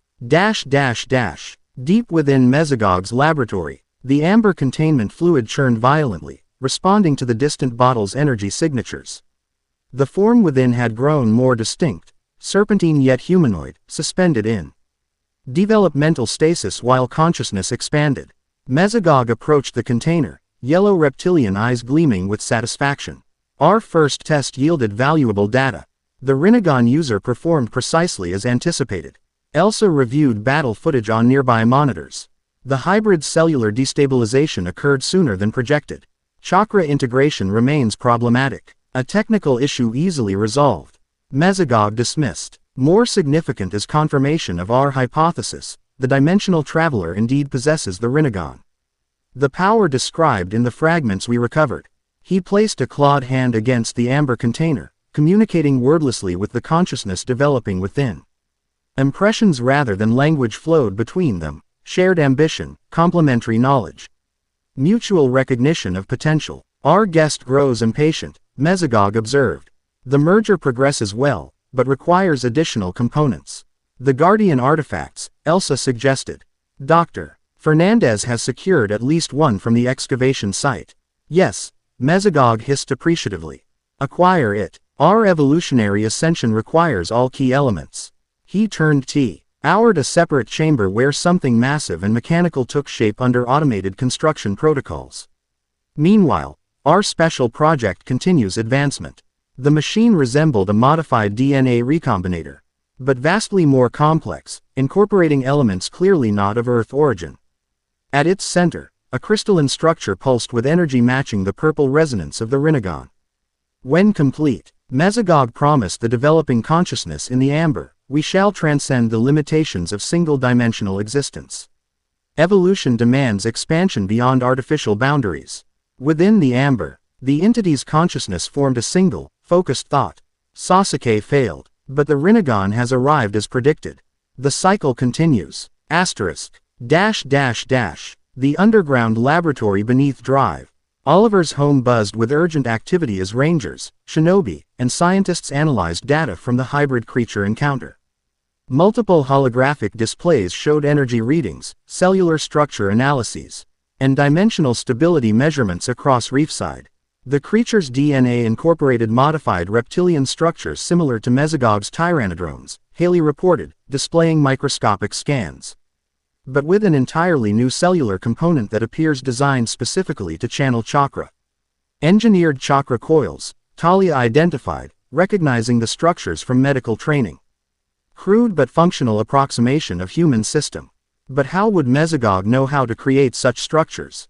Ethan questioned. He's advanced in genetic manipulation. But chakra doesn't exist naturally in our dimension. Naruto studied the cellular images with growing concern. These formations resemble forbidden techniques documented in Konoha's restricted archives. Specifically, Orochimaru's human experimentation research. The name clearly carried significance as Talia's typically stoic expression darkened. Orochimaru's body modification techniques. Classified S-rank forbidden knowledge. Who's Orochimaru? Connor asked, sensing the tension. Former Leaf Village shinobi turned international criminal, Naruto explained grimly. Conducted horrific experiments seeking immortality and power. Specialized in transferring consciousness between bodies and dimensional manipulation theory. You said he was dead, Hira recalled from their earlier conversation. He was, Naruto confirmed. Killed during the Fourth Shinobi War. I witnessed his final moments. Could part of him have survived somehow? Dr. Oliver asked, familiar with villains who cheated death through various means. Possibly, Naruto admitted reluctantly. He developed techniques to fragment his consciousness. We believed all fragments were eliminated, but if one escaped during dimensional disturbances and encountered Mesogog, someone with complementary interests and capabilities, Haley continued the thought, they could theoretically combine knowledge. The implications settled heavily across the room. Two brilliant, amoral scientists from different dimensions potentially collaborating represented a threat beyond anything they'd previously faced. Maya, who had been examining her tablet while others discussed the hybrid, suddenly gasped. The symbols are changing again.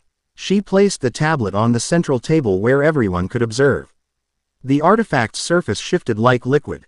Symbols rearranging into a precise circular pattern surrounding a central eye design unmistakably representing the Rinnegan.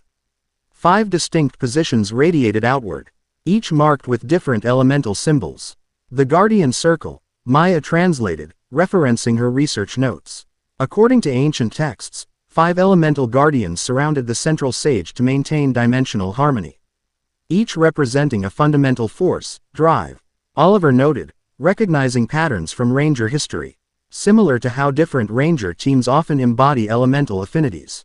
Naruto's attention fixed on the pattern with growing recognition. This configuration resembles advanced chakra distribution networks. The central position, the sage, acts as stabilizing force between competing elements. Could this be the solution? Hira suggested, recreating this guardian circle to stabilize the dimensions. Possibly, Maya agreed cautiously. But the text's IBE-specific bloodline requirements for each position. We'd need to identify individuals with matching energy signatures. Talia approached the tablet, studying it with Byakugan-enhanced perception. The symbols are resonating with specific chakra frequencies. 5 distinct patterns, plus the central Rinnegan position, which Naruto clearly fills, Haley observed. We need to identify the 5 guardian positions. As if responding to this observation, the tablet's symbols rearranged again, one position illuminating more brightly than the others. The highlighted symbol corresponded to what Maya translated as sonic harmony, or resonant voice. That's oddly specific, Connor remarked. Kira stepped forward hesitantly. My Terra scream is sound-based. Try touching the tablet, Maya suggested. When Kira placed her palm on the illuminated symbol, the reaction was immediate and dramatic. Yellow energy spiraled from the point of contact, enveloping her arm before settling into a delicate pattern resembling circuit lines beneath her skin. The lines pulsed briefly before fading from visibility, though a faint yellow glow remained around the symbol. Whoa, Kira breathed, mining her arm where the energy had manifested. That felt strange, like something unlocking. The Guardian position accepted you, Maya concluded with academic excitement. 1 position filled, 4 remaining. Plus we need to locate the actual stabilization array, drive. Oliver added pragmatically. The physical structure these positions would surround.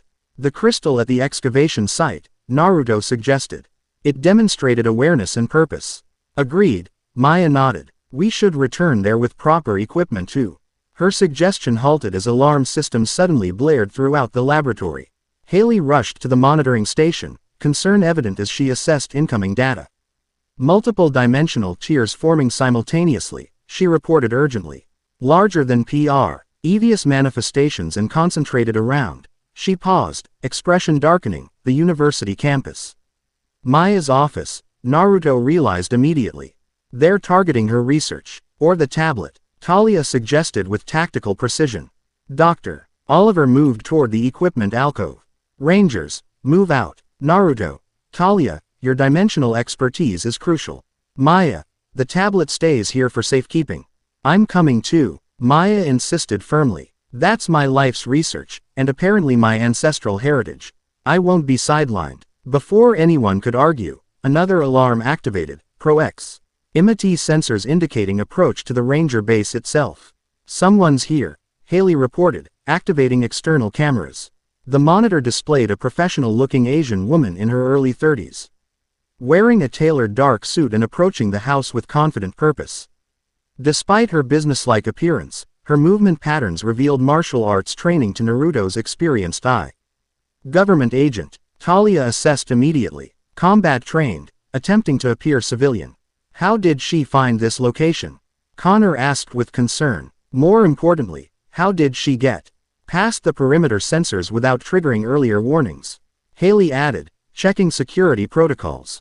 Naruto extended his sensory perception, a technique functioning more effectively than usual in this dimension. No hostile intent, significant chakra-like energy signature, though differently structured than ours. The woman reached the front door and pressed the doorbell, expression sug. She knew exactly what lay beneath the ordinary appearing house. Dimensional Hunter Advanced Scout, Kira suggested warily. Too overt, Talia disagreed. Hunters operate with stealth until extraction phase. Doctor. Oliver made a quick decision.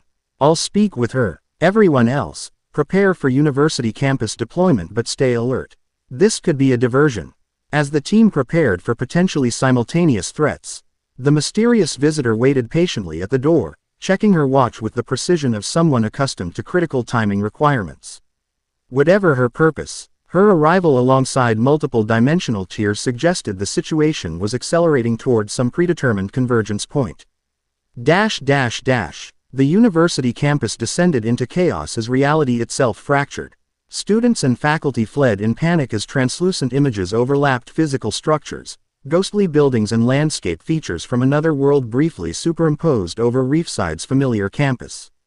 Most disturbing were the partial manifestations of creatures and people from the shinobi dimension, appearing momentarily before fading, confused and disoriented by their partial transition between realities.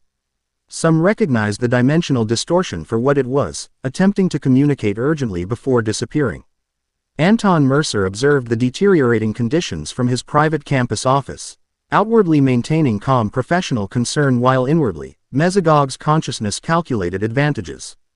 The accelerating breakdown exceeded projections, an unexpected but not unwelcome development.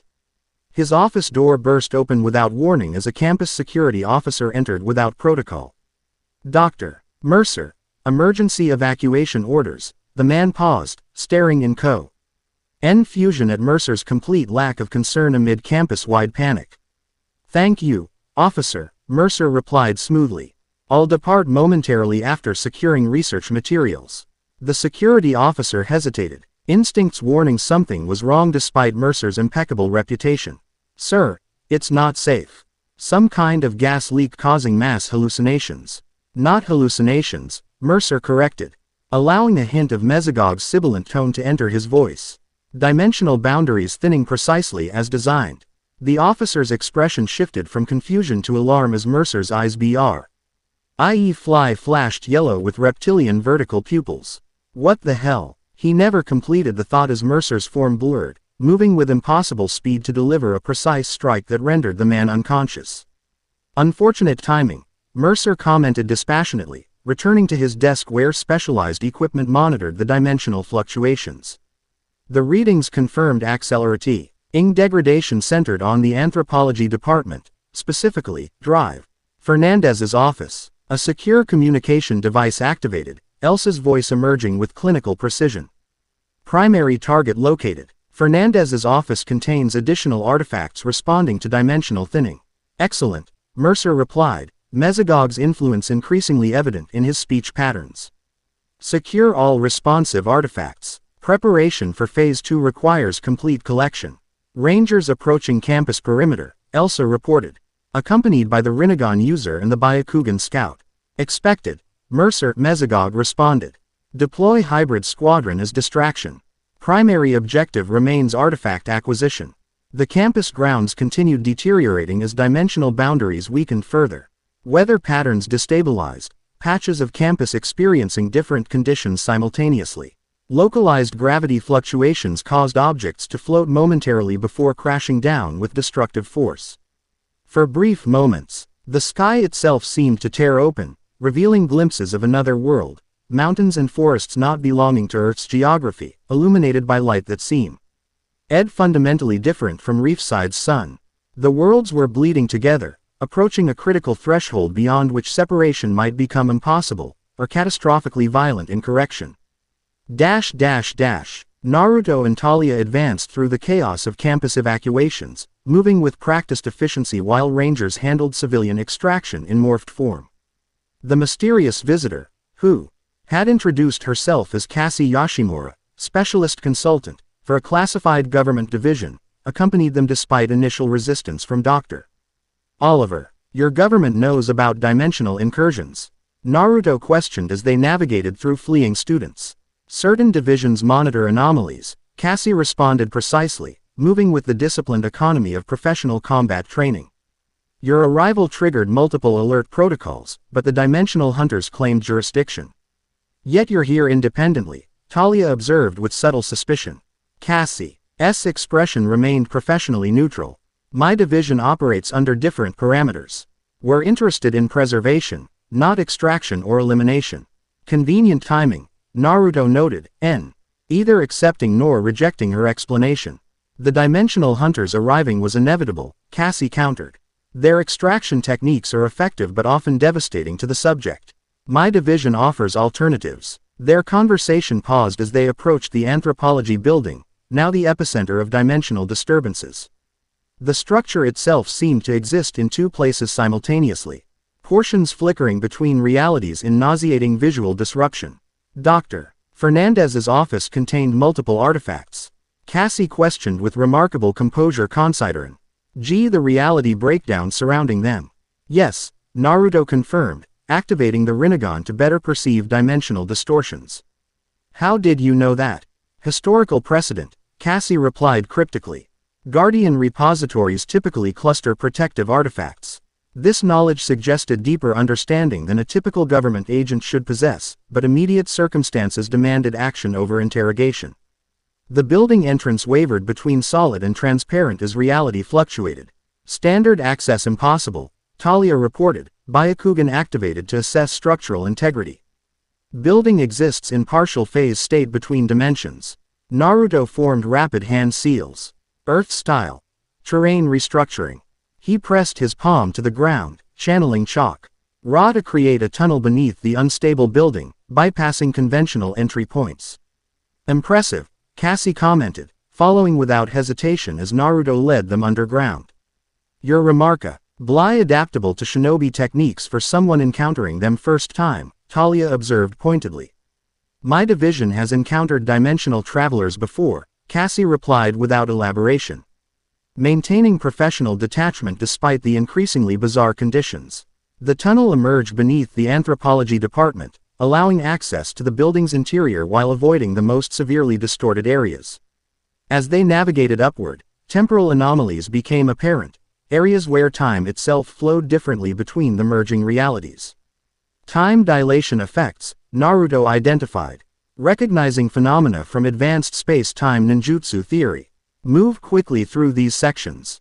They reached Maya's office to find it partially ransacked, drawers emptied, research scattered, and most concerning, the storage closet containing her unofficial dimensional research standing open with key artifacts missing.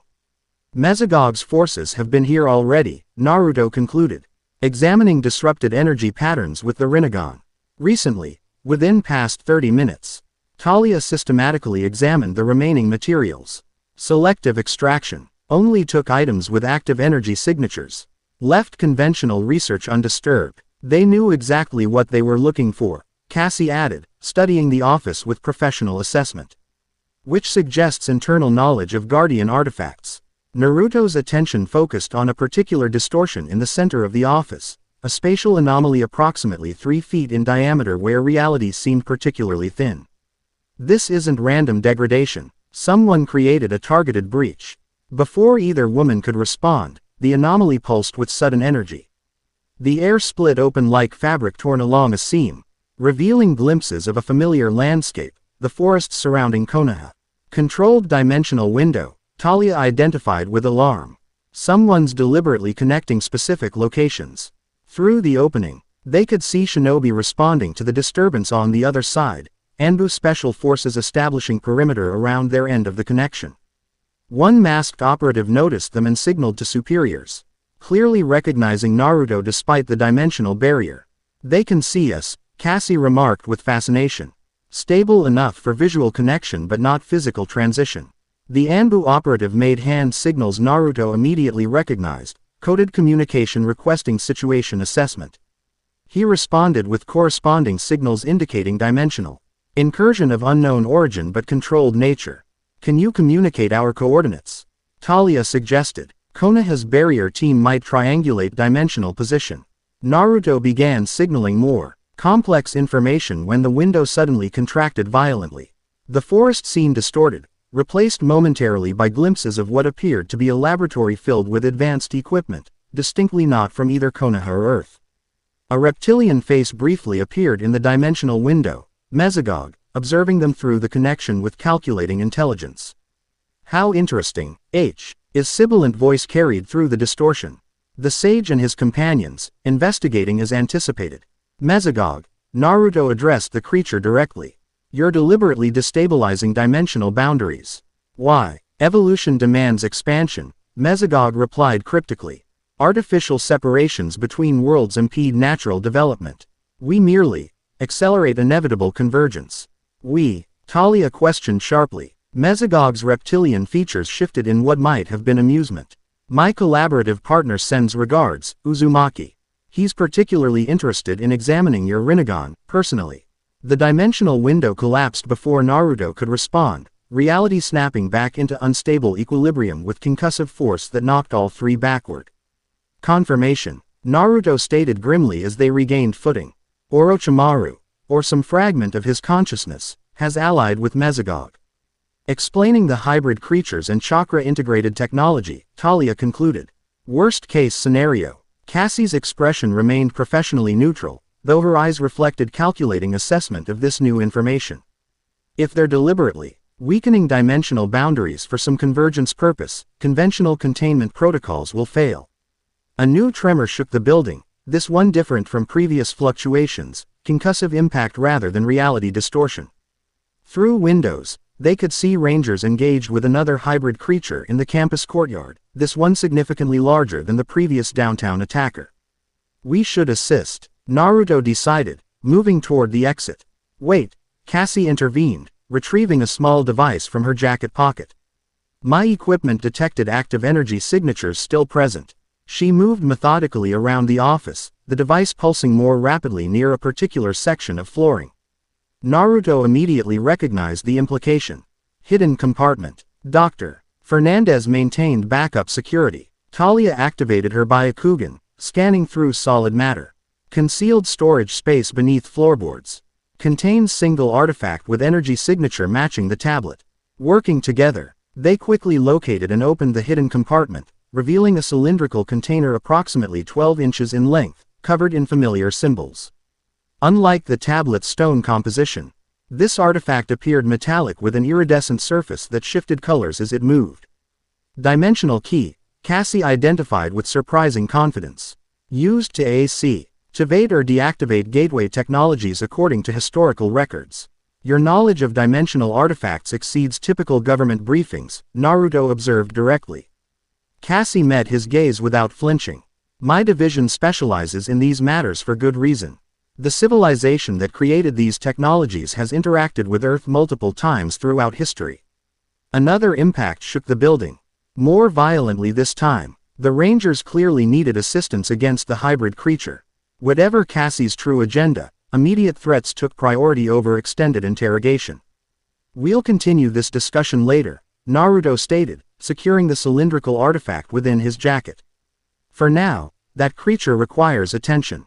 As they exited the building to join the battle, none noticed the small mechanical drone observing from shadowed ceiling corners, Mesogog surveillance technology recording their discovery and departure with silent efficiency.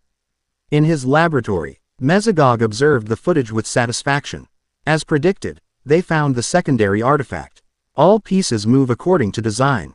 Beside him, the amber containment unit pulsed WITH increased activity as the entity within responded to events unfolding across dimensions.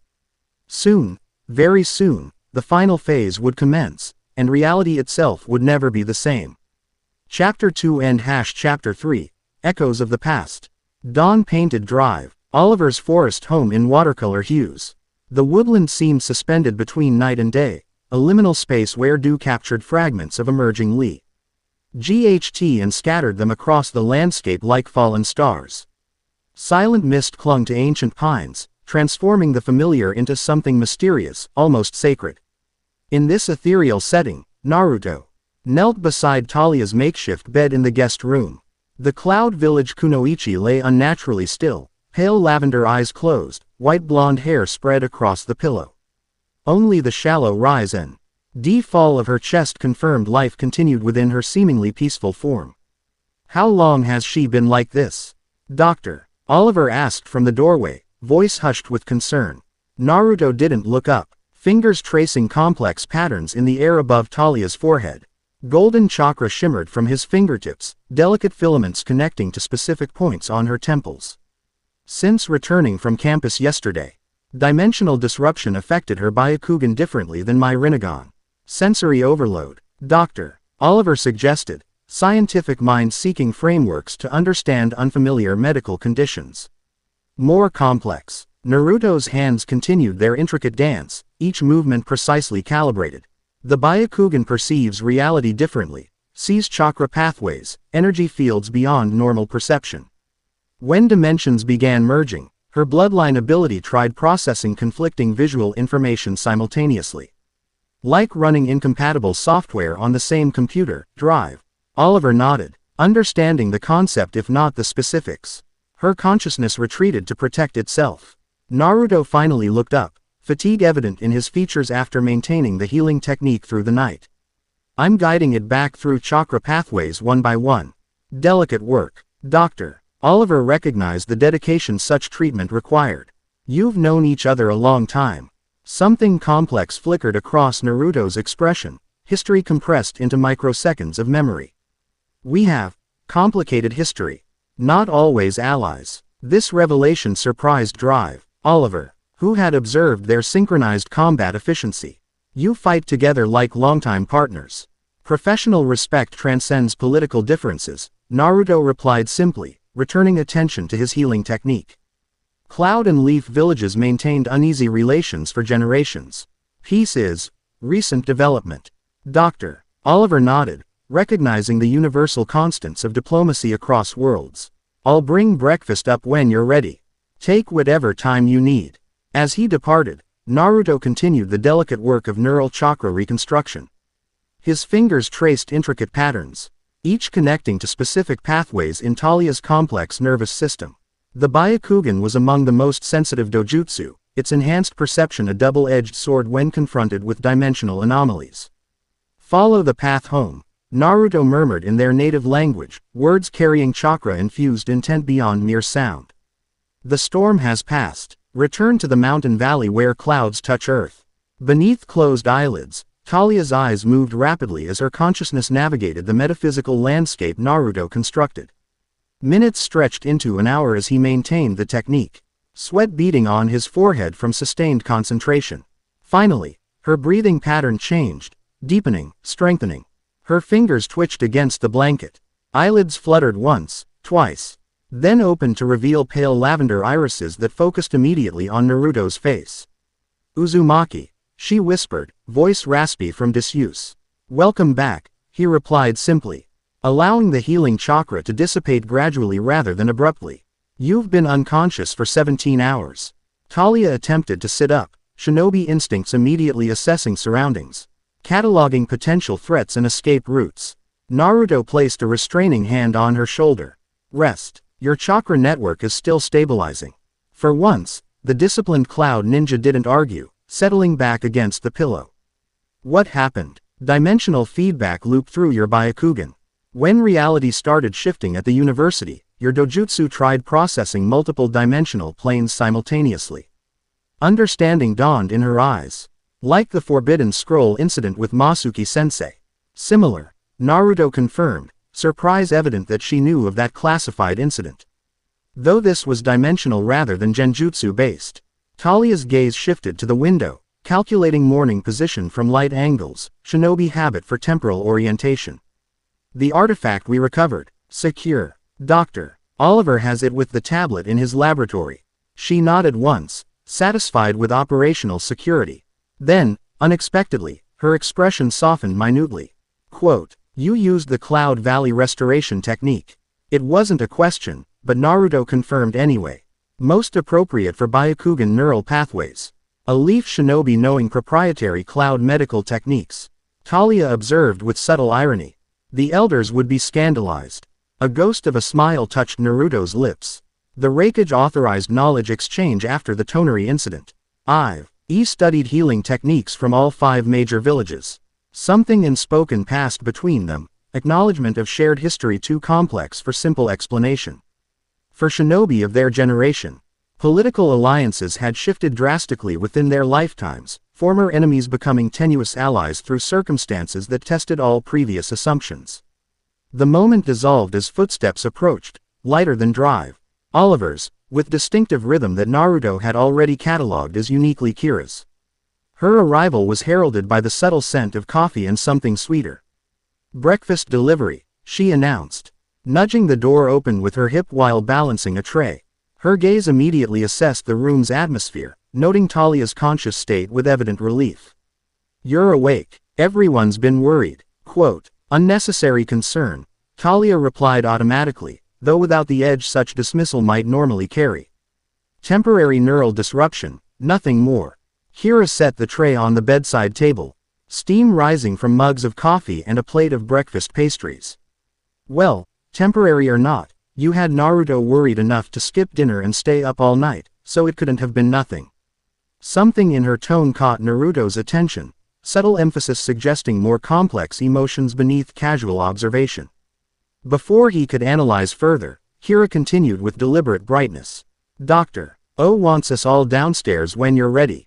Maya's made some breakthrough with the artifacts, and Cassie's organization sent over some classified files that apparently explain a lot.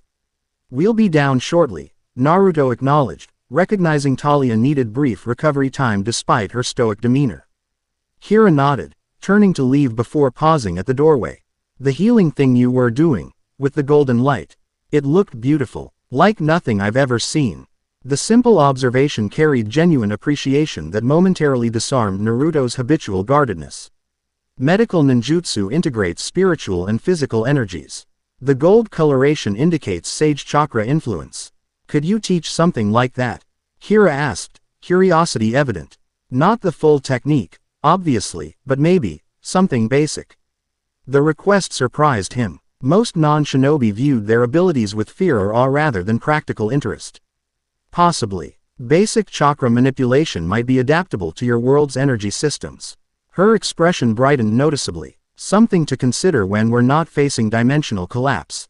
Wit. A final glance between the two shinobi, lingering momentarily on their evident familiarity, Kira departed, footsteps receding down the hallway. When the door closed, Talia's observant gaze shifted to Naruto. The Yellow Ranger is interested in you. We're allies in a critical situation, Naruto replied, deliberately misinterpreting. Not professionally, Talia clarified with clinical precision.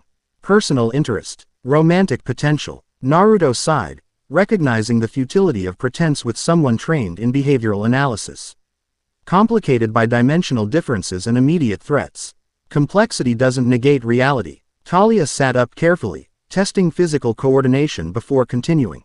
The Cloud Village Intelligence Division maintains psychological profiles on all S-class shinobi.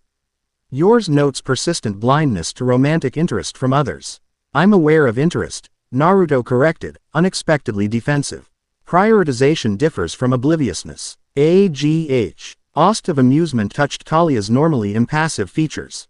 The profile appears accurate. Before Naruto could respond, she continued in more professional tone. Your healing technique was appreciated.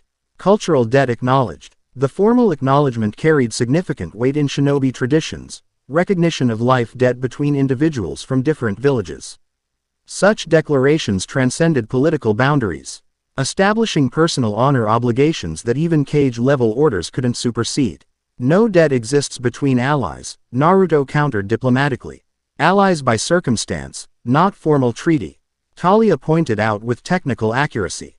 The distinction matters legally. Naruto recognized the deliberate creation of formal obligation, a calculated move with multiple potential motivations. Rather than reject it, he acknowledged with traditional response, then may it serve both our village's interests. The formal exchange completed, Talia shifted topics with shinobi efficiency. The dimensional disruptions are accelerating beyond predicted models. The artifacts we've gathered suggest pre-planned activation sequence. Agreed. Let's join the others and assess full tactical situation.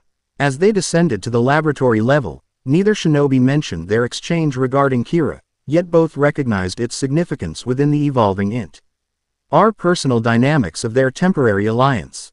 In the underground laboratory, Kira absently strummed her guitar, fingers finding melancholy minor chords that reflected her tumultuous thoughts. From her position on a corner stool, she had clear view of the main research area where Haley, Drive, Oliver and Maya clustered around holographic displays of artifact analysis. Her attention, however, repeatedly drifted to the staircase, awaiting Naruto and Talia's arrival with conflicted anticipation. That's new, Ethan commented, approaching with tablet in hand. Sounds like something between blues and that Japanese scale you were experimenting with last month. Kira blinked, realizing she'd been playing without conscious composition. Just processing thoughts about our dimensional visitors. Ethan's perception sometimes surprised her, despite his occasional social obliviousness. They're interesting, she replied noncommittally. Different from any allies we've had before. Ethan nodded, glancing toward the research cluster. Haley's analysis shows Naruto's energy signature is unlike anything in Ranger historical records. Not just powerful, fundamentally different composition. You sound impressed, aren't you? Ethan countered. The guy contained an explosion that would have leveled downtown, created 20 copies of himself, and apparently spent all night healing. Talia with some kind of energy medicine. That's beyond anything we've seen. Kira's fingers stilled on the strings. They clearly have history together. The way they communicate, half sentences, shared references. Like they've known each other forever. Ethan studied her expression with unusual attentiveness. Does that bother you? No. Why would it? The response came too quickly, with unnecessary defensiveness. Realizing this, Kira sighed. It's just, they're from the same world.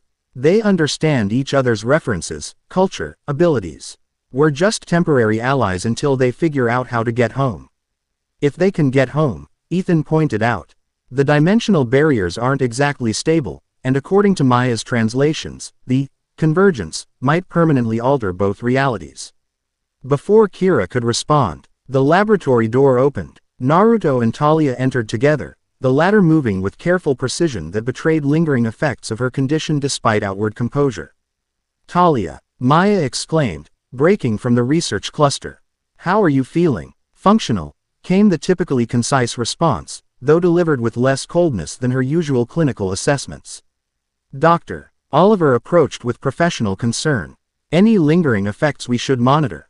"Byakugan activation temporarily inadvisable," Talia reported. "Otherwise standard capabilities restored. Thanks to Naruto's healing technique," Maya noted, turning to the blonde shinobi with evident fascination. "Doctor," Oliver described it as manipulating neural pathways directly with energy. "The medical applications would be revolutionary in our world. Medical ninjutsu requires precise chakra control and anatomical knowledge," Naruto explained, his posture subtly stiff.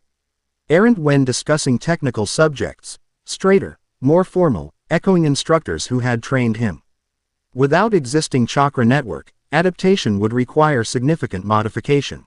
Haley joined the conversation, professional curiosity evident, but theoretically possible. "Our research shows morphing grid energy shares certain harmonic properties with your chakra." "Theoretically, yes," Naruto acknowledged. "Basic techniques might be adaptable through proper resonance matching." Kira found herself watching the exchange with unexpected intensity, noting how differently Naruto interacted with each person. With Talia, communication occurred in half-sentences and subtle expressions, years of shared cultural context eliminating need for elaboration. With Maya, he demonstrated patient explanation, recognizing her scholarly interest without condescension. With Haley, he engaged as technical equal despite their different specializations. These observations revealed adaptability, why beyond combat skills, social intelligence that contradicted initial impressions of the straightforward warrior. It made her wonder which version represented the true Naruto, or whether all were equal. Why authentic facets of a complex individual? Her reflections paused as Connor arrived, characteristically late but carrying bags of takeout food that immediately improved his reception. "Sorry about the timing," he apologized. Distributing containers across the central table. "Thought everyone could use breakfast that doesn't come from Dr. O's questionable cooking skills." "Appreciated, Drive," Oliver replied dryly. "Though my cooking isn't that bad." "The smoke alarms disagree," Connor countered with a grin, earning chuckles from the Rangers. As they gathered around the food, natural grouping. GS formed through unconscious social dynamics. Rangers clustered together through familiarity, while Naruto and Talia initially maintained slight distance, outsider positioning instinctive after years of operational security protocols. Kira found herself deliberately disrupting this pattern, claiming space beside Naruto with casual determination. "You should try the breakfast burrito. Best in Reefside." The simple gesture, sharing local knowledge, bridging cultural gap, seemed to surprise him momentarily before he accepted with genuine appreciation. "Thank you. We have similar food in Konoha, though differently spiced." This initiated more relaxed conversation about cultural differences and similarities between worlds, unexpected common ground emerging through universal experiences like food, music, and daily routines. The discussion lightened the laboratory's atmosphere, temporarily suspending crisis awareness through ordinary human connection. Cassie arrived during this interlude, reeing specialized equipment cases with government insignia. Her precisely tailored suit and professional demeanor immediately shifted the room's dynamic back toward operational focus. "Sorry to interrupt," she stated without actual apology in her tone. "But we have developments requiring immediate attention." "Doctor," Oliver recognized the shift in priorities. "What's happened?" "Three things," Cassie replied with military efficiency. "First, my organization has declassified certain historical files relevant to our situation." She placed a secure tablet on the table, screen displaying classified document headers. "Second, underwater seismic activity has increased exponentially near Reefside Harbor, pattern matching theoretical dimensional breach predictions." "And third," she paused, expression tightening, "the dimensional hunters have accelerated their timeline. Extraction team arrival expected within 36 hours, not 72 as originally stated." The implications settled heavily across the room. Naruto's expression remained outwardly calm, though Kira noticed subtle tension in his posture, controlled preparation rather than fear. Let's address these sequentially. Drive, Oliver suggested, assuming natural leadership position. The historical files first. What are we dealing with? Cassie activated the secure tablet, projecting documents onto the laboratory's main display. Project Convergence. Classified research dating back to 1943. My organization has monitored dimensional boundary fluctuations for decades, documenting cyclical patterns that align precisely with what we're experiencing now. The display showed black and white photographs of archaeological sites worldwide, each featuring symbols identical to those on Maya's tablet. Most striking were wartime images of military personnel measuring energy readings around stone structures with primitive equipment. During World War II, both Axis and Allied powers discovered evidence of ancient civilizations capable of dimensional manipulation. Cassie explained clinically. The race to weaponize these discoveries drove significant classified research. My grandfather's expedition, Maya whispered, recon. Ishin dawning as she studied one particular photograph. He led an archaeological team in Peru during the early 1940s. Family history claims he discovered something that attracted government attention, after which he was recruited for classified work. Manuel Fernandez, Cassie confirmed with a nod.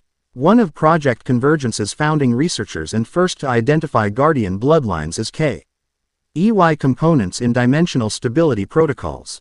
Which explains your genetic markers. Drive, Oliver noted to Maya. Your grandfather recognized Guardian potential in his own bloodline. Maya process said this revelation with visible emotion. Family history suddenly recontextualized through dimensional science rather than conventional archaeology. He always told stories about ancient guardians who could speak to the stones. I thought they were just bedtime tales. Metaphorical description of actual abilities, Talia observed with practical assessment. Common in bloodline families for transmitting knowledge across generations while maintaining secrecy. Cassie continued her briefing, displaying timeline data correlating historical dimensional anomalies with present patterns. According to Project Convergence research, major convergence events occur approximately every 300 years, with minor fluctuations between. The last major event was documented in 1723, colonial records. Describe sky tiers and phantom villages appearing temporarily throughout New England. Aligning with the third great shinobi restructuring in our world, Naruto noted with surprise. Historical records mention world veil thinning during that period. Cross-dimensional correlation confirmed, Cassie nodded. Which brings us to immediate concerns. The harbor seismic activity suggests imminent manifestation of what Project Convergence termed elemental guardians, dimensional entities that emerge during convergence events. Dr. Oliver leaned forward with intensified interest. Similar to the crystal consciousness at the excavation site. More powerful and physically manifested, Cassie clarified. Historical accounts describe them as embodiments of elemental forces. The underwater activity suggests the water guardian may be emerging first, which could cause catastrophic flooding if uncontained, Haley noted grimly. And the dimensional hunters? Naruto questioned, addressing the third revelation directly. Cassie's expression remained professionally neutral, though something like concern briefly surfaced. Their accelerated timeline suggests they've detected the convergence progression. Standard protocol would prioritize extraction of dimensional anomalies, before full convergence renders extraction impossible. Their extraction sounds permanent, Kira observed with evident concern. It is, Cassie confirmed without embellishment. Dimensional hunters preserve boundary integrity through elimination of cross-dimensional entities. Their methods are final. The implication settled heavily, particularly on Kira, whose expression darkened noticeably. That's not happening, Naruto responded with unexpected calm. We have more immediate concerns. If the water guardian is manifesting, containing its emergence takes priority. Agreed. Drive, Oliver nodded. Rangers, prepare for harbor deployment. Haley, we'll need underwater scanning equipment. Maya, bring the artifacts. If they responded to the crystal entity, they might influence the Guardian similarly. I'll coordinate with harbor authorities for evacuation protocols, Cassie added, already activating secure communications. As the group dispersed for preparation, Kira found herself alongside Naruto in the equipment alcove, gathering specialized scanning devices Haley had prepared. "You're remarkably calm about interdimensional police planning to extract you," she observed, unable to maintain silence on the matter. Naruto selected communication devices with practiced efficiency. "Worrying about future threats diminishes effectiveness against immediate dangers." "That's very zen, but they're talking about killing you," Kira persisted, frustration evident in her tone. Naruto paused, turning to face her directly. For the first time, she noticed flecks of violet in his blue irises, remnants of Rinnegan energy even when inactive. "I've faced death before, many times. Fear of it doesn't prevent its approach." "That's not," Kira began, then stopped, recognizing deeper truths beneath philosophical deflection. "You've lived a very different life than any of us, haven't you?" Something shifted in his expression, guards momentarily lowering to reveal glimpses of experiences beyond his youthful appearance. "Shinobi exist differently. From childhood, we're taught that death may come any mission. It changes perspective." "That sounds awful," Kira said honestly. "To grow up expecting you might die young." "Not expecting death," Naruto clarified. "Accepting its possibility while fighting to prevent it." Different mindset. The distinction seemed important to him, so Kira acknowledged it with a nod. "Still, the dimensional hunters aren't taking you while I have anything to say about it." Unexpected warmth touched his expression, appreciation rather than dismissal of her protective declaration. "Thank you. But today, we focus on the Water Guardian. Tomorrow has its own challenges." As they rejoined the others, Kira found herself studying interactions with new awareness. Talia's professionally detached demeanor revealed subtle protectiveness toward Naruto in positioning and attention patterns. Maya's academic fascination with their abilities balanced with growing personal investment in their welfare. Haley's analytical approach softened when explaining technical aspects to the dimensional visitors.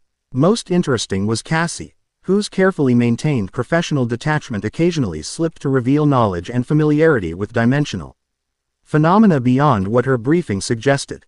Her organization clearly knew more than she was authorized to share, raising questions about her true purpose in their growing alliance. These observations crystallized Kira's awareness that their disparate group was evolving beyond temporary crisis response into something more complex, connections forming across dimensional and cultural boundaries that might prove as significant as the physical convergence they faced. Reefside Harbor transformed from peaceful marina to emergency zone within hours. Coast Guard vessels established perimeter around increasingly disturbed waters while police evacuated shoreline businesses and residences.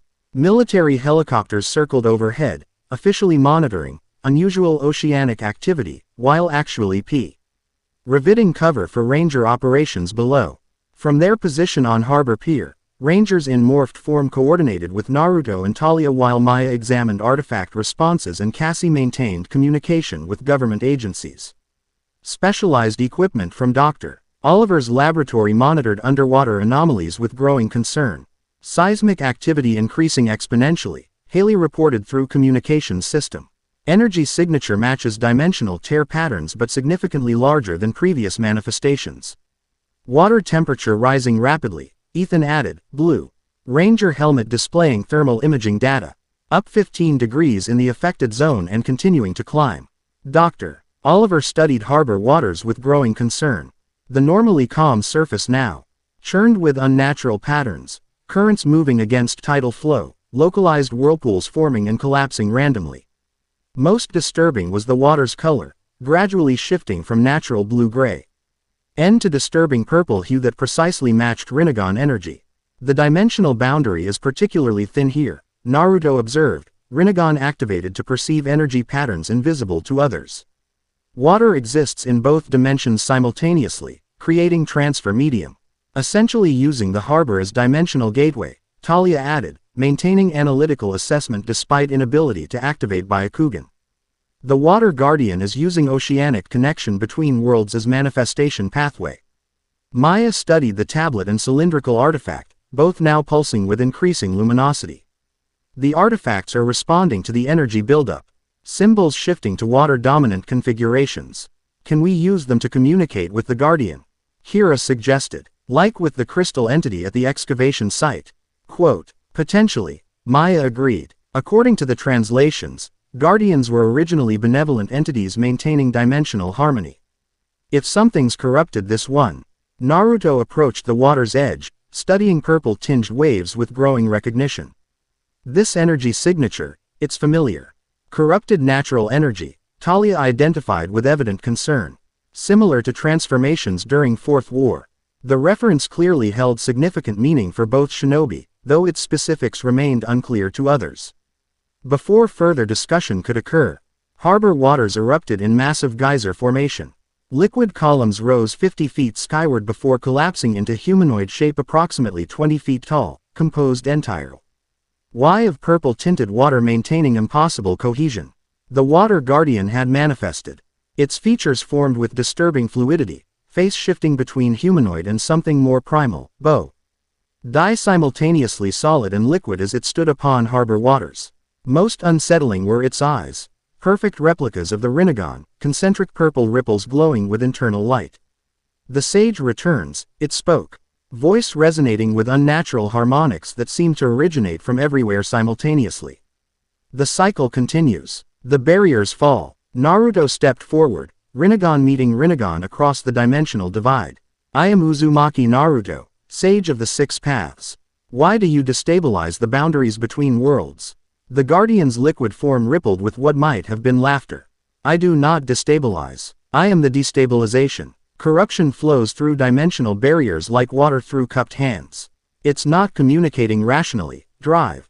Oliver observed tensely. Rangers. Defensive formation. Civilians still evacuating North Harbor. The Guardian's attention shifted to the morphed Rangers, liquid head tilting with curious assessment. Power beyond natural order. Technological manipulation of fundamental energies. Interesting evolution since last convergence. Without warning, a liquid tendril shot toward the Rangers with impossible speed. Connor barely deflected it with his Tyranno staff, the impact sending him skidding backward despite enhanced strength. Definitely hostile, he confirmed unnecessarily. Maya, Naruto called without taking eyes from the Guardian. The artifacts, can they influence its behavior? Maya raised the tablet, which now pulsed in perfect rhythm with the Guardian's movements. I'm trying, but the corruption is interfering with normal communication protocols. The Guardian extended multiple water tendrils simultaneously, attacking from multiple angles with strategic precision that suggested intelligence beyond mindless elemental force. Rangers defended with practiced teamwork, but the entity's liquid form made conventional attacks largely ineffective. Weapons passing through temporarily displaced water that immediately reformed. Physical attacks ineffective against current manifestation, Talia reported with tactical precision. Entity composed of dimensional boundary material rather than conventional matter. Naruto formed rapid hand seals, golden chakra manifesting around his body as he entered initial sage mode. Rangers, maintain defensive perimeter.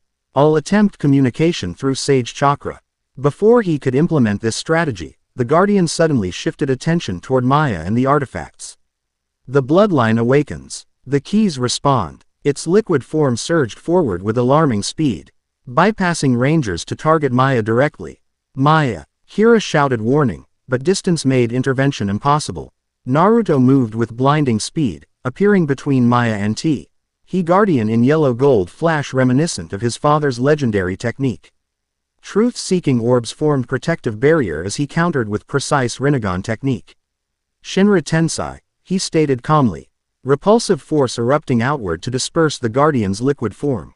The entity's water body exploded into countless droplets, momentarily neutralized. The tablets, Maya gasped, whole. Ding artifacts that now glowed with blinding intensity. They're trying to communicate something, override protocols activating automatically. The dispersed water droplets reformed, but slower, guard. Ian's cohesion visibly diminished after Naruto's attack. Its Rinnegan eyes flickered erratically, suggesting internal conflict. Help me, it spoke, voice suddenly changed, deeper harmonics replaced by desperate clarity. Corruption spreads, from the serpent's influence. The circle must form before complete degradation. Serpent's influence, Naruto repeated, immediate understanding dawning. Orochimaru is corrupting the Guardians. Yes, the entity confirmed, form fluctuating between hostile configuration and more balanced appearance. Dimensional prison, weakened by forbidden techniques. We were protectors, now weapons. Maya stepped forward despite obvious danger, artifacts extended before her. These contain original protocols. Can they help restore you? The Guardian's form stabilized momentarily. Recognition evident in its fluctuating features. Guardian blood, you carry the legacy. But incomplete. The circle requires 5, plus the sage. The Guardian circle from the tablet inscriptions. Dr. Oliver realized. 5 elemental positions surrounding the central sage. We've identified one position already, Kira added. The sonic resonance pattern that responded to me. The Guardian's form suddenly convulsed violently, purple coloration intensifying as corruption reasserted control. Too late. For this vessel. Containment required. Until circle forms. Its liquid body began expanding exponentially, drawing water from surrounding harbor to increase mass and power. It's losing control, Naruto warned. Harbor flooding imminent if containment fails. As if confirming his assessment, the Guardian released agonized roar before unleashing massive tidal surge toward shoreline, a wall of water 30 feet high accelerating toward Evacuat. Ion zones still populated with civilians. No, Maya cried, instinctively raising artifacts toward the oncoming deluge. To everyone's astonishment, symbols illuminated across her skin, intricate RNS resembling circuit boards glowing with blue-white light as she accessed previously dormant Guardian abilities. The tidal wave slowed fractionally, Maya's awakening power creating momentary resista. NCE but insufficient alone to halt the catastrophic surge. Naruto immediately recognized the significance. The water affinity Guardian position is responding to Maya's bloodline. Without hesitation, he appeared beside her, placing his hand atop hers on the artifacts. The Rinnegan activated fully, purple energy merging with her blue-white patterns to create synchronized resonance. Together, the Y generated counterforce against the tidal surge, slowing, then stopping its advance through combined dimensional manipulation. The others, Maya gasped, clearly straining despite Naruto's support. Quote, we need the complete circle to properly contain the Guardian. Kira acted instinctively, demorphing from Ranger form to access her natural energy signature that had previously responded to the tablet. She joined Naruto and Maya, placing her hand alongside theirs on the artifacts. Yellow energy patterns manifested along her arms, integrating with their combined resonance to further strengthen containment. 2 positions filled, 3 vacant, Talia observed with tactical assessment. Insufficient for complete restoration. The Guardian's form stabilized in tenuous equilibrium, partially in by their combined efforts but still corrupted, still dangerous. Its liquid body now suspended between harbor and shore, unable to advance yet resisting complete neutralization. We cannot maintain this indefinitely, Naruto stated. Visible strain despite his immense chakra reserves. The corruption is fighting containment protocols. Dr. Oliver made rapid tactical assessment. We need tempo. Rary containment solution until we can identify the remaining Guardian positions. The cylindrical artifact, Maya suggested through gritted teeth. According to translations, it functions as a merge. NCY containment device when fully activated. Cassie approached cautiously, professional demeanor momentarily replaced by genuine concern. The activation requires sacrifice of life force from a Guardian bloodline. Historically, such activations proved fatal to the operator. Unacceptable risk, Naruto stated firmly. We don't have choices, Maya countered with unexpected determination. I've studied these protocols. There's modified approach that distributes energy cost across multiple participants. Theoretical approach, Cassie corrected. Never successfully implemented according to historical records. Because they lacked a sage to balance energies, Maya argued. With Naruto coordinating chakra flow, distribution becomes viable. The Guardian's form began destabilizing further. Corruption spreading visibly through its liquid body as partial containment faltered. Time for debate had ended. Explain the protocol, Naruto decided. Quickly, Maya detailed the modified containment technique while maintaining her position in the energy circuit. The procedure required precise synchronization between participants, channeling life force energy through specific pathways to AC. Activate the cylindrical artifact's emergency protocols. High risk, Talia assessed bluntly. Chakra pathways not developed in your world's humans. Potential for severe system shock. I'll regulate chakra flow, Naruto countered. Minimize physical impact through Sage Mode buffers. With no better options available and the Guardian's corruption spreading, they implemented Maya's desperate plan.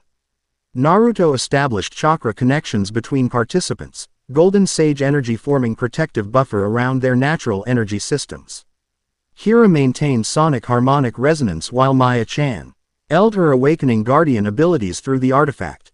The cylindrical device responded immediately, extending telescopically while internal components rotated into complex configuration. Symbols along its surface illuminated sequentially, each representing dimensional containment protocols activating in precise order. Working, Maya confirmed through pained expression, the process clearly. Exacting physical toll despite Naruto's protective measures. Final sequence requires simultaneous energy pulse from all participants. On synchronized count, they channeled combined energy into the fully activated artifact. The device emitted brilliant purple-white beam that struck the corrupted Guardian directly. Its liquid form convulsed before being inexorably drawn into the artifact, massive. Elemental entity compressed and contained within impossibly small space through dimensional manipulation technology beyond modern comprehension. The cylindrical container sealed with resonant tone that vibrated at molecular level. Symbols along its surface continued pulsing with subdued rhythm, indicating active containment rather than neutralization. Temporary solution, Maya gasped, nearly collapsing as the energy connection severed. Naruto caught her with practiced efficiency, medical training immediately assessing her condition. Chakra exhaustion, he diagnosed. Similar to overexertion in untrained shinobi. Non-life-threatening but requires immediate rest. Kira likewise showed exhaustion effects, though less severely than Maya due to her ranger-enhanced physical resilience. The Yellow Ranger leaned heavily against nearby support, breathing labored but stabilizing. Did we win? She questioned between breaths. Contained, not defeated, Naruto clarified. The Guardian remains corrupted but temporarily neutralized. Dr. Oliver carefully took possession of the containment artifact, which continued pulsing with subdued energy. We need to understand what's causing the corruption and how to reverse it. The Guardian mentioned the serpent's influence, specifically Orochimaru's techniques, Talia confirmed grimly. Specializes in corruption of natural energy systems through forbidden jutsus. Which suggests Mesogog has provided him access to the Guardians somehow, Cassie added, professional analysis returning after moment of genuine concern during crisis. Likely through excavation site access. Quote, harbor waters gradually return to normal coloration and behavior as dimensional energies dissipated. Emergency services continued evacuation procedures will. E-government agencies established cover story about underwater geological event to explain the incident. As they prepared to transport Maya to medical facilities at Drive, Oliver's laboratory, Naruto studied the containment artifact with troubled expression. The Guardian mentioned dimensional prison weakened by forbidden techniques. Something larger is happening than simple boundary degradation. Something deliberate. Drive. Oliver agreed. Mesogog and this Orochimaru entity are working toward specific goal beyond mere chaos. Evolutionary convergence, Cassie suggested, referencing previous encounters. Mesogog's primary motivation has always been evolutionary acceleration. Perhaps dimensional merger represents evolutionary leap in his perspective. While Orochimaru seeks forbidden knowledge and power beyond natural limitations, Naruto added grimly. Complementary ambitions from different dimensional perspectives. Terrifying combination, Kira noted with appropriate gravity. As emergency vehicles departed and cleanup operations commenced, none noticed the inconspicuous drone hovering at extreme range, Mesogog surveillance technology documenting the entire encounter with particular focus on Guardian abilities manifestation and containment protocols. Within Mesogog's laboratory, monitoring screens displayed harbor events in perfect detail. The reptilian scientist, T observed with calculated interest as his partner's consciousness stirred within the amber containment medium, now significantly more developed than previous stages. The Water Guardian's corruption proceeded exactly as theorized. Mesogog noted with satisfaction. Though containment occurred sooner than anticipated, the amber pulsed with response, communication methods evolving beyond crude physical manifestations as the entity within developed. Impressions and concepts transferred directly between the merged consciousnesses. Guardian bloodlines awakening as predicted, Mesogog continued. Interpreting their shared understanding. The Fernandez woman demonstrates water affinity, while the Yellow Ranger manifests sonic resonance patterns. Precisely as your research suggested. The Ambi are flashed with more urgent communication, complex concepts regarding dimensional physics and corruption propagation rates. Yes, Mesogog agreed, moving to different monitoring station where complex equations scrolled across displays. Corruption spread matches theoretical models. The remaining Guardians will manifest on accelerated timeline now that the first has emerged. Elsa entered the laboratory, carrying sealed container with extreme caution.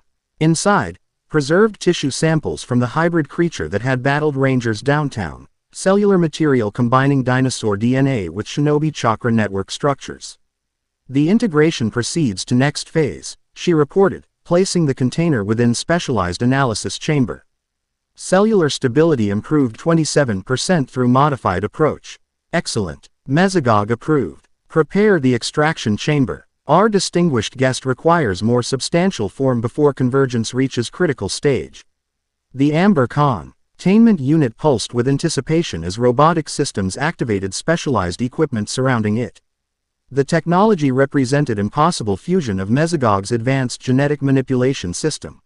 With theoretical designs extracted from Orochimaru's fragmented consciousness, interdimensional hybrid science beyond anything either world had independently developed. Soon, Mesogog promised his merged partner. The Water Guardians' containment actually accelerates our timeline. Their desperation makes them predictable. Within the Amber, something distinctly serpentine shifted, more physically developed than before. Approaching viable form rather than mere consciousness.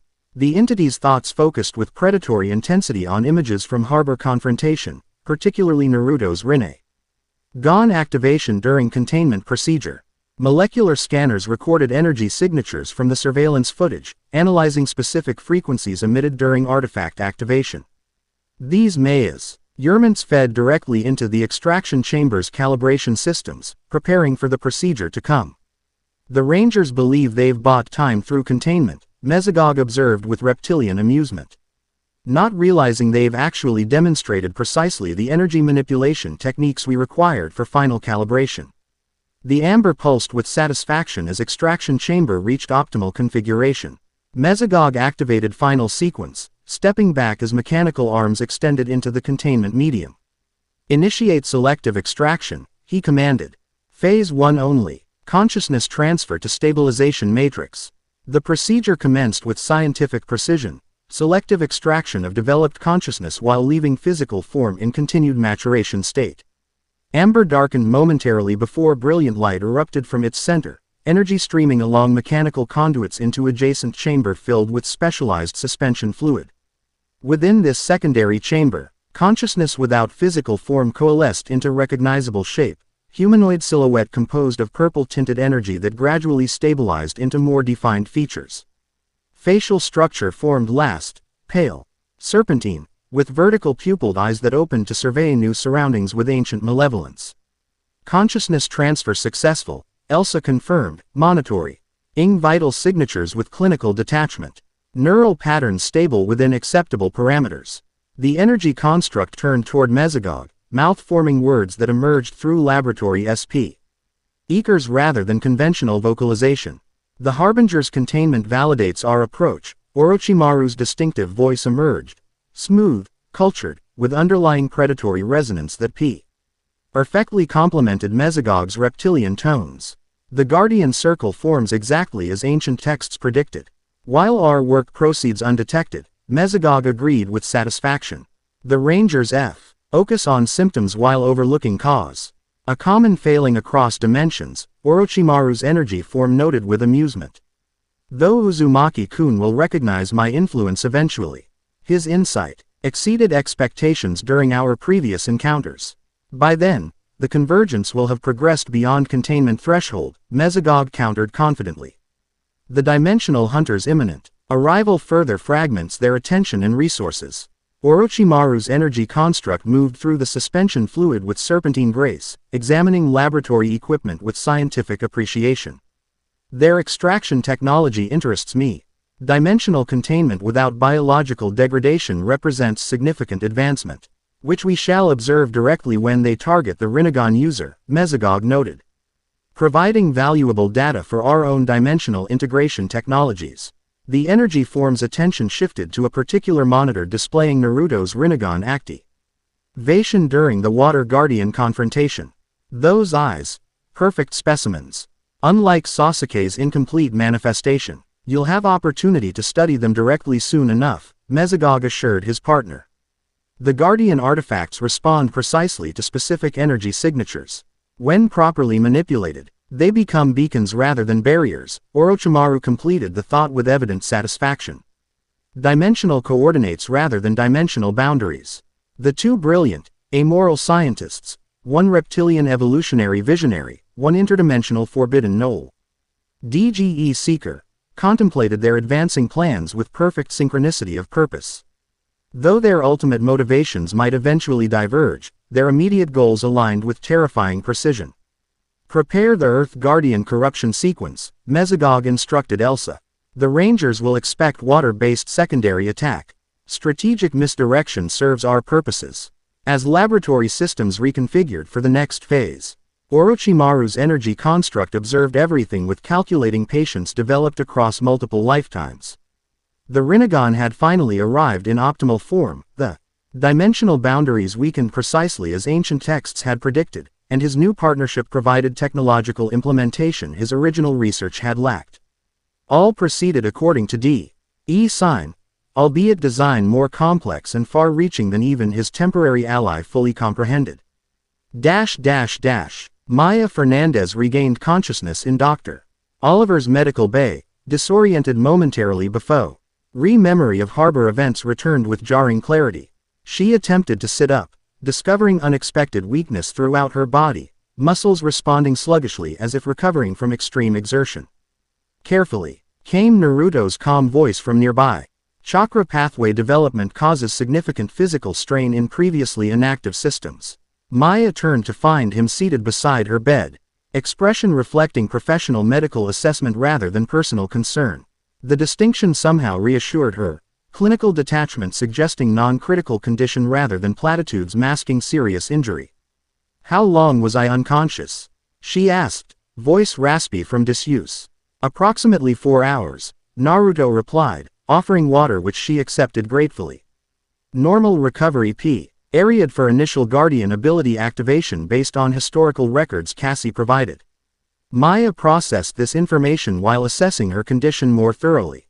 Beyond expected fatigue, she noted something new, heightened awareness of water in her surroundings. She could sense moisture content in air, water flowing through nearby pipes, even subtle differences in hydration levels between individuals in the building. This awareness of water everywhere, is that permanent? Naruto nodded, understanding immediately what she meant. Guardian abilities once awakened remain accessible, though control develops with practice. Similar to chakra sensory abilities in shinobi training. It's overwhelming, Maya admitted, overwhelmed by constant awareness of molecular water distribution throughout her environment. Meditation techniques help establish filtering mechanisms, Naruto suggested pragmatically. I can demonstrate basic approaches if you wish. Please, Maya agreed immediately. Desperate for any method to manage the sensory overload, Naruto guided her through simplified version of meditation techniques taught to shinobi children when first accessing chakra, focusing awareness, establishing mental partitioning, and creating selective attention filters. Though initially designed for different energy system, the principles translated effectively to Maya's emerging Guardian abilities. Better, she sighed after 20 minutes of guided practice. Still present but manageable, like background music instead of deafening noise. Good progress, Naruto acknowledged with professional satisfaction. Your academic mind adapts well to structured techniques. Maya studied him with renewed curiosity, archeological training automatically analyzing cultural indicators in his teaching approach. These techniques, they're taught to children in your world. Basic versions, yes. Academy students learn fundamental chakra control between ages 6 and 12, depending on individual development. The age range surprised her. Children manipulating energy that can create those destructive techniques we've seen you use. Something complex flickered across Naruto's expression. Memories carrying emotional weight beyond simple recollection. Shinobi training methods have evolved over generations. My childhood experience differs from current academy curriculum. The careful phrasing suggested uncomfortable history, but Maya's academic curiosity overrode social caution. Your world trains children as soldiers. Historically, yes, Naruto acknowledged without defensiveness, recognizing legitimate cultural inquiry rather than judgment. My generation experienced final years of traditional system before significant reforms. Current approaches emphasize defense, control, and cultural preservation rather than combat efficiency. You implemented these reforms, Maya guessed, intuiting leadership position from his knowledge and demeanor. A smile took head Naruto's features, genuine rather than diplomatic. Persistent advocacy alongside like-minded allies. Change requires collective effort across generations. This glimpse into his world's political evolution fascinated Maya. Professional interest momentarily overshadowing physical discomfort. The dimensional artifacts suggest your world and ours diverged from common civilization. I wonder what factors led to such dramatically different developmental paths. Natural energy distribution perhaps, Naruto suggested thoughtfully. My world's abundant chakra circulation encouraged internal energy development, while yours might have favored technological approaches to similar challenges. Their philosophical discussion paused as laboratory door opened, revealing Kira carrying tray with food and drinks. The Yellow Ranger brightened visibly upon seeing Maya conscious. You're awake. How are you feeling? Like I ran 3 marathons consecutively, Maya replied honestly. But mentally coherent. Naruto's been teaching me meditation techniques to manage the sensory overload. Kira set down the tray, expression reflecting genuine concern beneath casual demeanor. The water sensing thing. Yeah, that happened to me too after the tablet activated, suddenly hearing sound frequencies I never noticed before. Not as intense as your experience seems, though. Different guardian positions manifest uniquely, Naruto explained. Water affinity traditionally develops more comprehensive sensory awareness than sonic affinity. Lucky me, Maya replied with rueful smile, accepting offered food with appreciation. What's happening with the contained guardian? Any progress understanding the corruption? Kira's expression sobered. Dr. O and Haley are analyzing the containment artifact. It's stable but readings suggest the corruption continues advancing even while contained. We're essentially racing against internal degradation. And the dimensional hunters? Maya questioned. Reem. M bearing the accelerated timeline Cassie had reported. No change in status, Kira reported with evident frustration. Cassie's organization is attempting diplomatic intervention, but apparently these hunters don't negotiate once extraction orders are issued. Maya noticed subtle tension in Naruto's expression despite his outward calm, the situation's gravity not diminished by his philosophical acceptance. Before she could offer reassurance, alarms suddenly blared throughout the laboratory. What now? Kira groaned, activating her communicator immediately. Haley's voice emerged with urgent clarity. Seismic disturbance downtown. Completely different signature from the harbor incident. Readings suggest Earth Guardian manifestation. Happening faster than predicted, Naruto observed grimly, already moving toward the door. Maya should remain here to recover. Agreed, Kira nodded, preparing to transform. I'll meet the others downtown. As they departed, Maya forced herself upright despite lingering weakness. The water awareness that had initially overwhelmed her now provided unexpected insight. She could sense familiar energy patterns within the containment artifact stored in adjacent laboratory section. The Water Guardian's essence resonated with her awakened abilities, communicating on subconscious level beyond verbal language. Moving carefully to monitoring station, May examined readouts from the containment artifact with growing concern. The corruption was advancing more rapidly than external readings suggested, internal degradation accelerating exponentially while containment protocols masked symptoms.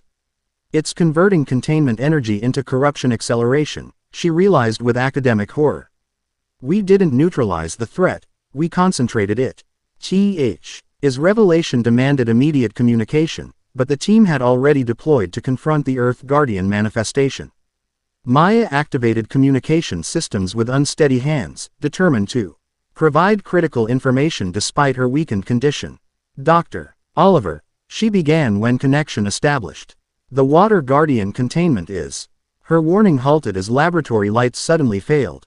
Emergency systems activating with ominous red illumination. Security breach alarms sounded momentarily before being silenced by override protocols Maya couldn't identify. The laboratory door slid open with hydraulic hiss that shouldn't have been possible during security lockdown. Silhouetted in the doorway stood Anton Mercer, expression coldly professional but eyes reflecting unnatural yellow glow that confirmed his dual identity. Dr. Fernandez, he greeted with disturbing politeness. I believe you have something that belongs to my research division. Maya backed away instinctively, placing monitoring station between them. Dr. Mercer, or should I say Mesogog? The Rangers know I'm here. They'll return immediately if I don't respond. They're quite occupied with the Earth Guardian manifestation. Mercer replied with unsettling confidence. A convenient distraction we arranged specifically for this acquisition opportunity. Maya questioned, buying time while despair. Seeking escape route or defensive option. My research partner expresses particular interest in your newly awakened Guardian abilities, Mercer continued, stepping further into the laboratory. Quote, genetic adaptation to dimensional energy represents evolutionary advancement worthy of comprehensive study. Maya's archeological training had prepared her for many challenges: painstaking excavation, academic politics, remote expedition survival, but not confrontation with megalomaniacal hybrid scientist. Nevertheless, her Guardian abilities provided unexpected advantage. Heightened water urine. SS allowed precise mapping of all moisture in the laboratory, including emergency sprinkler systems overhead. You arrange the Earth Guardian corruption, she realized, maintaining conversation will. Mentally focusing on sprinkler activation protocols. The harbor incident was monitoring opportunity rather than primary objective. Analytical mind, Mercer noted with disturbing appreciation. Why? Our grandfather demonstrated similar insight during Project Convergence research. The Guardian bloodline clearly transmits intellectual capacity alongside dimensional sensitivity. The casual referent, CE to her grandfather confirmed Mesogog's knowledge extended far beyond what Rangers had anticipated, suggesting infiltration of classified historical records or, more disturbing, direct historical involvement predating his known activities. The Rangers will stop whatever convergence plan you've developed, Maya stated with conviction born partially from desperation. Dimensional stability serves everyone's interests.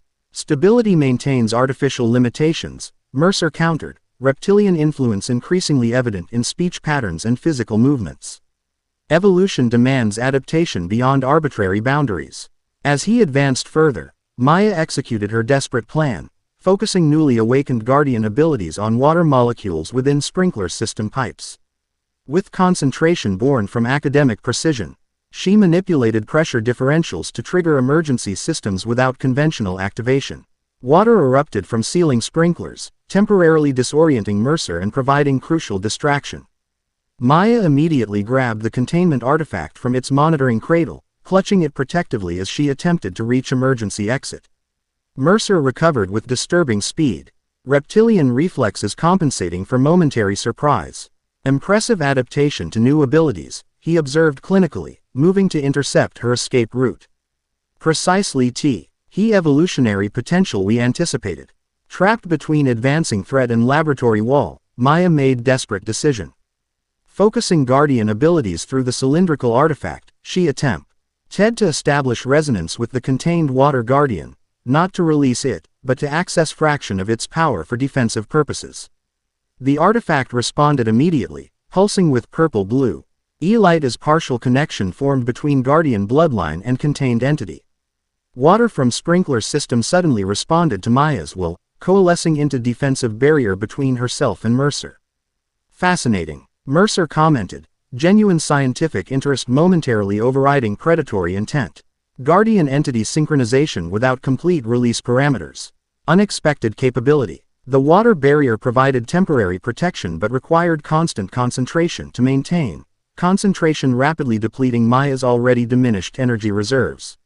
She needed escape option, not merely delayed capture. Salvation arrived unexpectedly as laboratory doors exploded inward with concussive force. Cassie Yoshimura entered with military precision, specialized weapon aimed directly at Mercer with unwavering professional focus. "Step away from Dr. Fernandez," she commanded, all pretense of civilian consultant abandoned.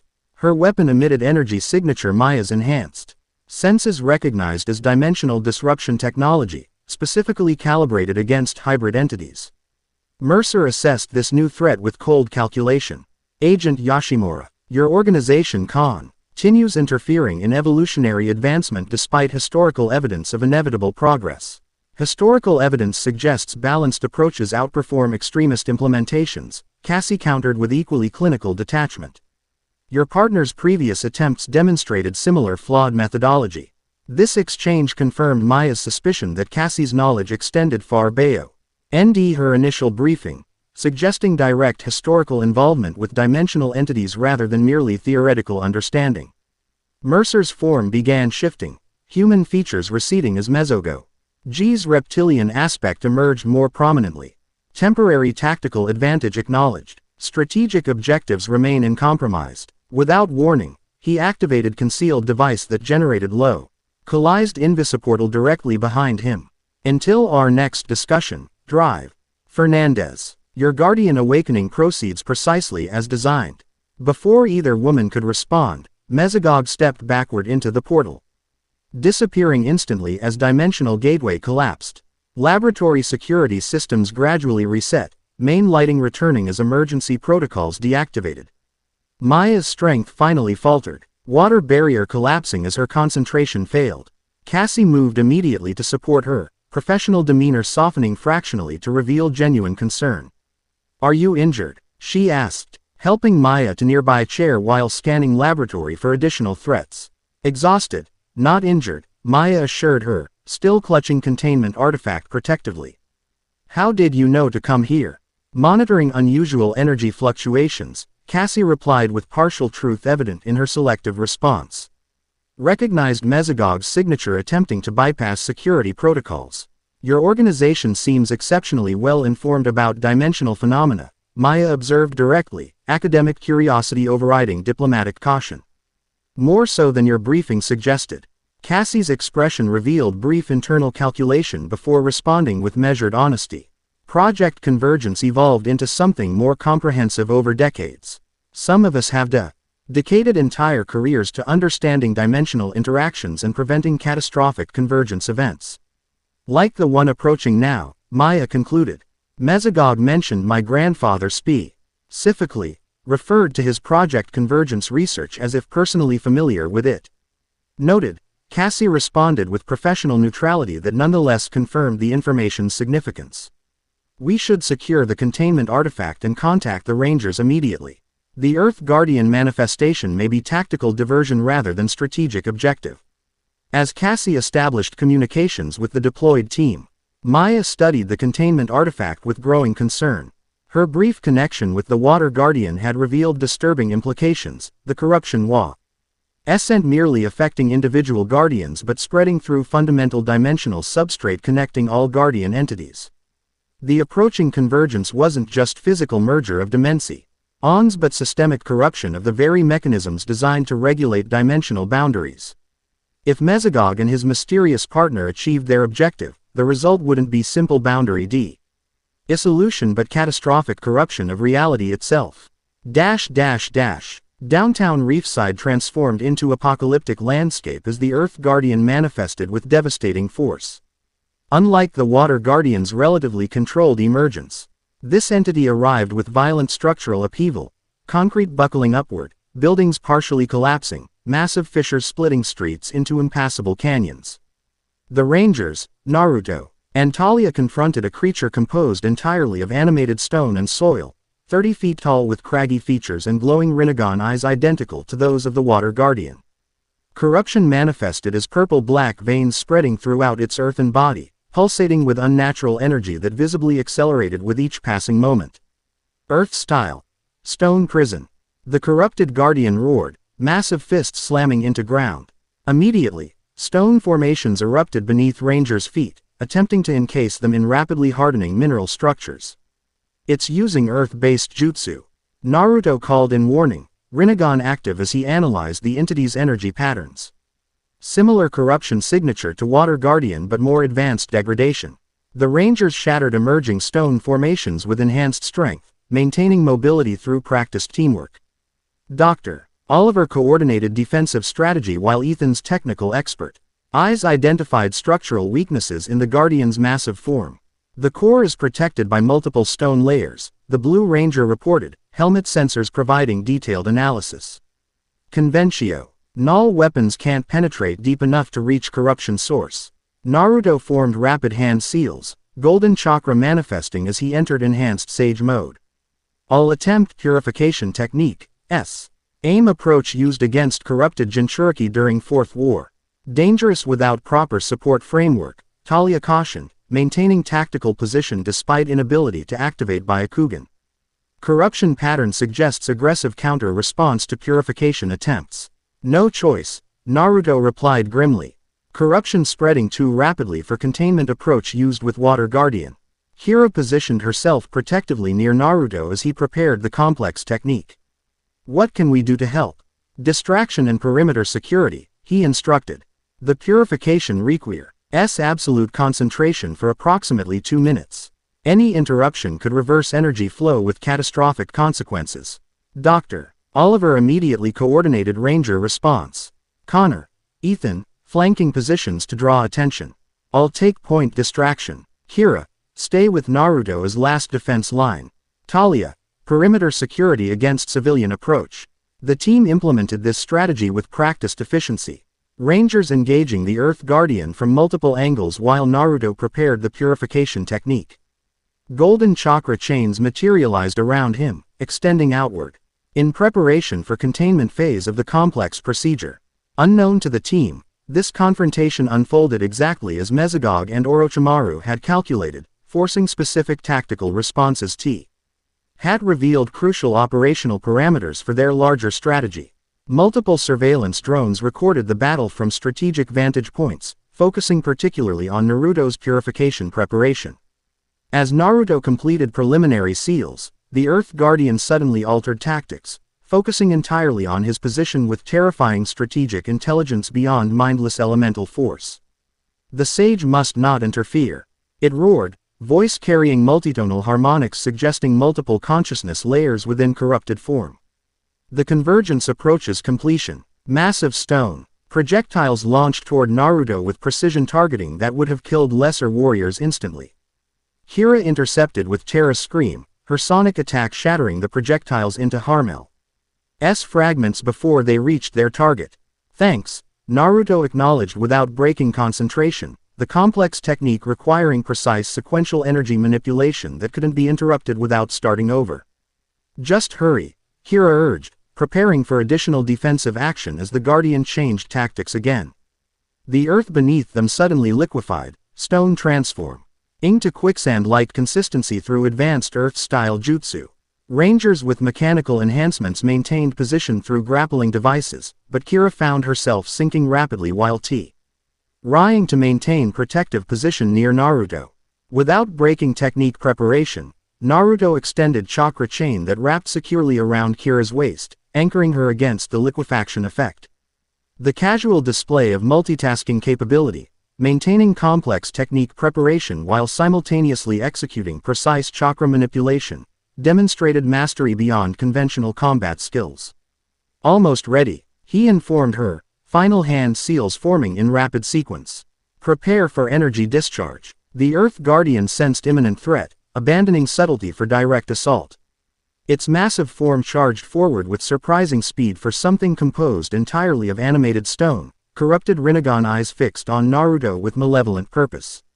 Now, Naruto called, completing the technique as golden chakra exploded outward in brilliant corona. Sage art. Corrupted energy purification. The chakra chains extended with impossible speed, penetrating the Guardian's stone form at precisely targeted points corresponding to chakra network junctions in conventional beings. Once anchored, the chains conducted purifying energy directly into the entity's core, golden light spreading through purple-black corruption veins like antidote through poisoned bloodstream. The Guardian released agonized roar that shattered nearby windows as purification energy battled corruption throughout its massive form. For crucial moments, the outcome remained uncertain, golden light and purple-black corruption pulsating in visual representation of microscopic energy conflict. "It's working," Ethan called, sensors detecting corruption recession within the entity's core. The momentary optimism shattered as something unexpected occurred. The Guardian's eyes suddenly shifted fro. Corrupted Rinnegan pattern to vertical pupilled serpentine configuration unmistakably reminiscent of Orochimaru's distinctive appearance. "Fascinating technique, Naruto-kun," emerged voice entirely. Different from the Guardian's previous tones, cultured, almost amused, with underlying malice that sent immediate recognition through both shinobi present. "Your mastery has grown impressively since our last encounter, Orochimaru," Naruto confirmed grimly, maintaining purification technique despite this disturbing development. "How are you manifesting through the Guardian?" "Evolution takes many forms," replied the voice. Guardian's stone face reconfiguring into disturbing approximation of Orochimaru's human features. "Dimensional boundaries represent merely another limitation to transcend. The forbidden techniques you developed were imperfect," Naruto countered, increasing purification energy flow despite visible strain. "This corruption path leads to degradation, not transcendence." Always so certain of boundaries between right and wrong, Orochimaru's voice mocked through the Guardian's modified form. Even while wielding eyes that transcend natural limitations themselves. The purification technique continued advancing through the Guardian's form, golden light gradually overwhelming purple-black corruption despite this unexpected complication. Orochimaru's manifestatio began flickering as purification reached critical mass within the entity's core. "This vessel proves inadequate," the voice acknowledged without apparent concern. "But the demonstration has provided valuable data. Your purification approach requires significant refinement before confronting primary integration." "What primary integration?" Naruto demanded, sensing crucial information behind cryptic statement.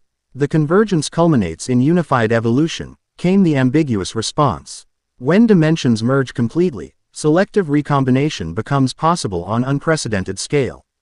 Before Naruto could extract further information, the purification technique reached completion threshold. Golden light consumed remaining corruption throughout the Guardian's massive form, Orochimaru's manifestation dissolving with final ominous statement. The Dark Ranger emerges precisely as prophesied. All pieces align. With corruption purged, the Earth Guardian's natural consciousness reasserted control.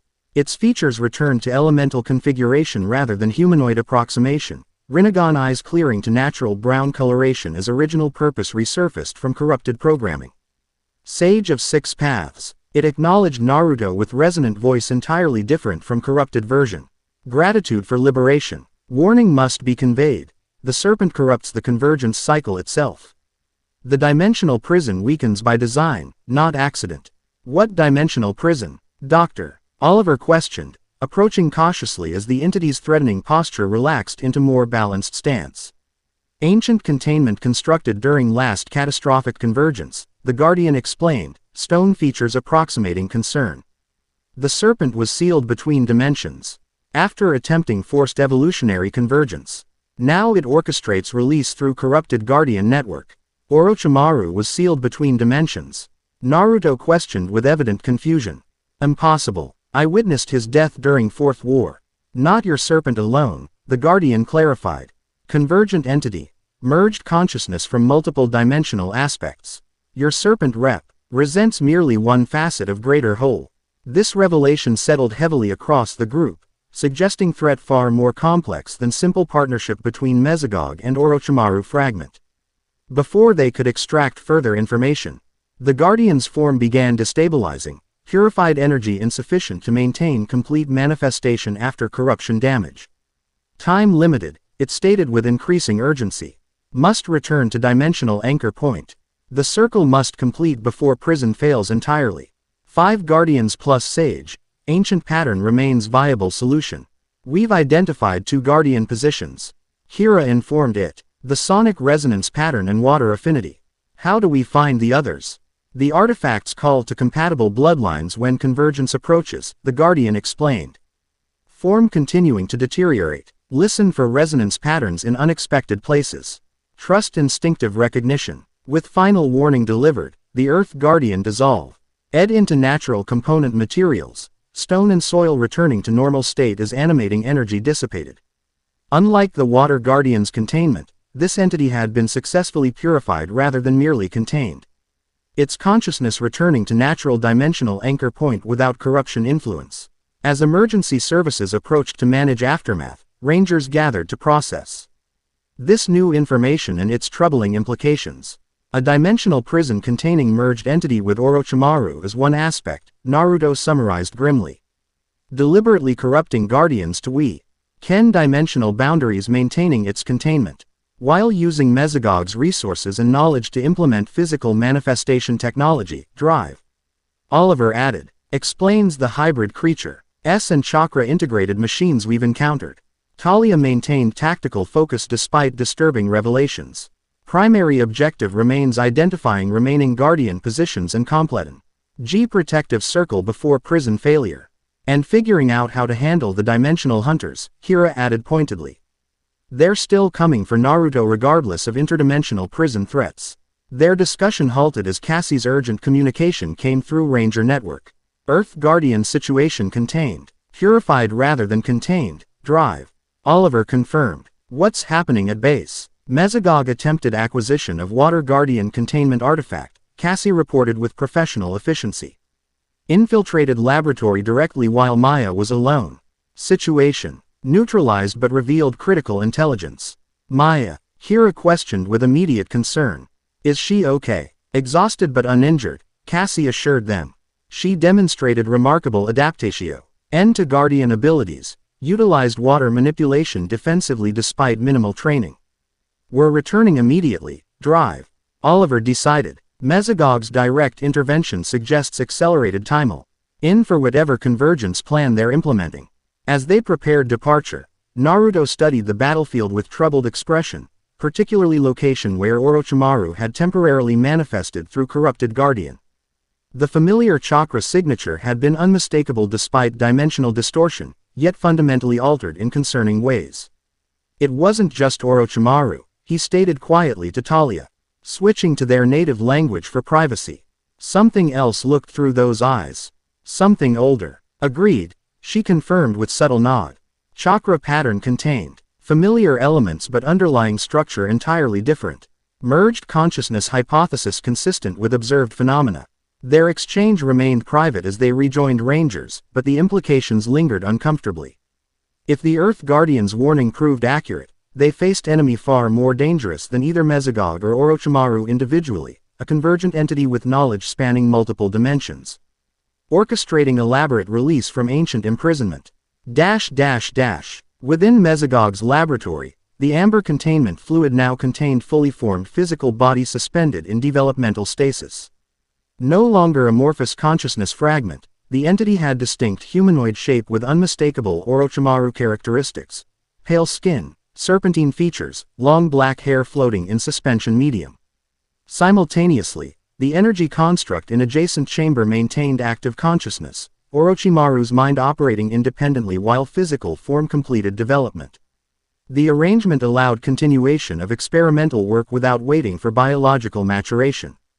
The purification technique functioned precisely as historical records indicated, Orochimaru's energy form observed. Reviewing battle footage with scientific detachment. Sage chakra distribution through chakra chain network creates effective corruption neutralization when properly executed. A temporary setback. Mesogog acknowledged without concern. The Earth Guardian represented expendable test subject rather than critical asset, while providing valuable data regarding technique limitations. Orochimaru agreed. Uzumaki-kun's approach requires significant chakra expenditure, unsustainable against multiple simultaneous corruption manifestations. Mesogog moved to central control console, activating holographic display of reefside with pulsing indicators representing dimensional weakness points. The pattern progresses according to predictive model. Fire Guardian. Nexus approaching activation threshold within 36 hours. Followed by air and lightning in rapid succession, Orochimaru's energy form noted with satisfaction. Dimensional stress factors increase exponentially with each manifestation. Elsa entered laboratory carrying specialized container with extreme caution, interior illuminated with pulsing purple light identical to Rinnegan energy signature. Extraction successful. The Water Guardian containment artifact provided precisely the energy samples requested. Excellent. Mesogog approved as she transferred the container to secure analysis chamber. Fernandez's Guardian abilities activated specific resonance patterns within the artifact, patterns we can now replicate artificially. The energy extracted from containment artifact R.E. presented critical component for their master plan, pure Guardian energy untainted by corruption but bearing Maya's unique genetic signature. This combination provided essential calibration data for T.E. massive machine gradually taking shape in adjacent chamber. The dimensional integration engine nears completion, Mesogog noted with reptilian satisfaction. Final calibration sequence requires ONLY remaining Guardian energy signatures, which the Rangers helpfully identify first with each new awakening, Orochimaru's energy form added with amusement. Their desperate search for Guardian C. Urkel members accelerates our collection timeline. The laboratory screens displayed Maya's Guardian activation sequence from multiple angles, surveillance drones having captured her water manipulation and abilities from optimal analytical perspectives.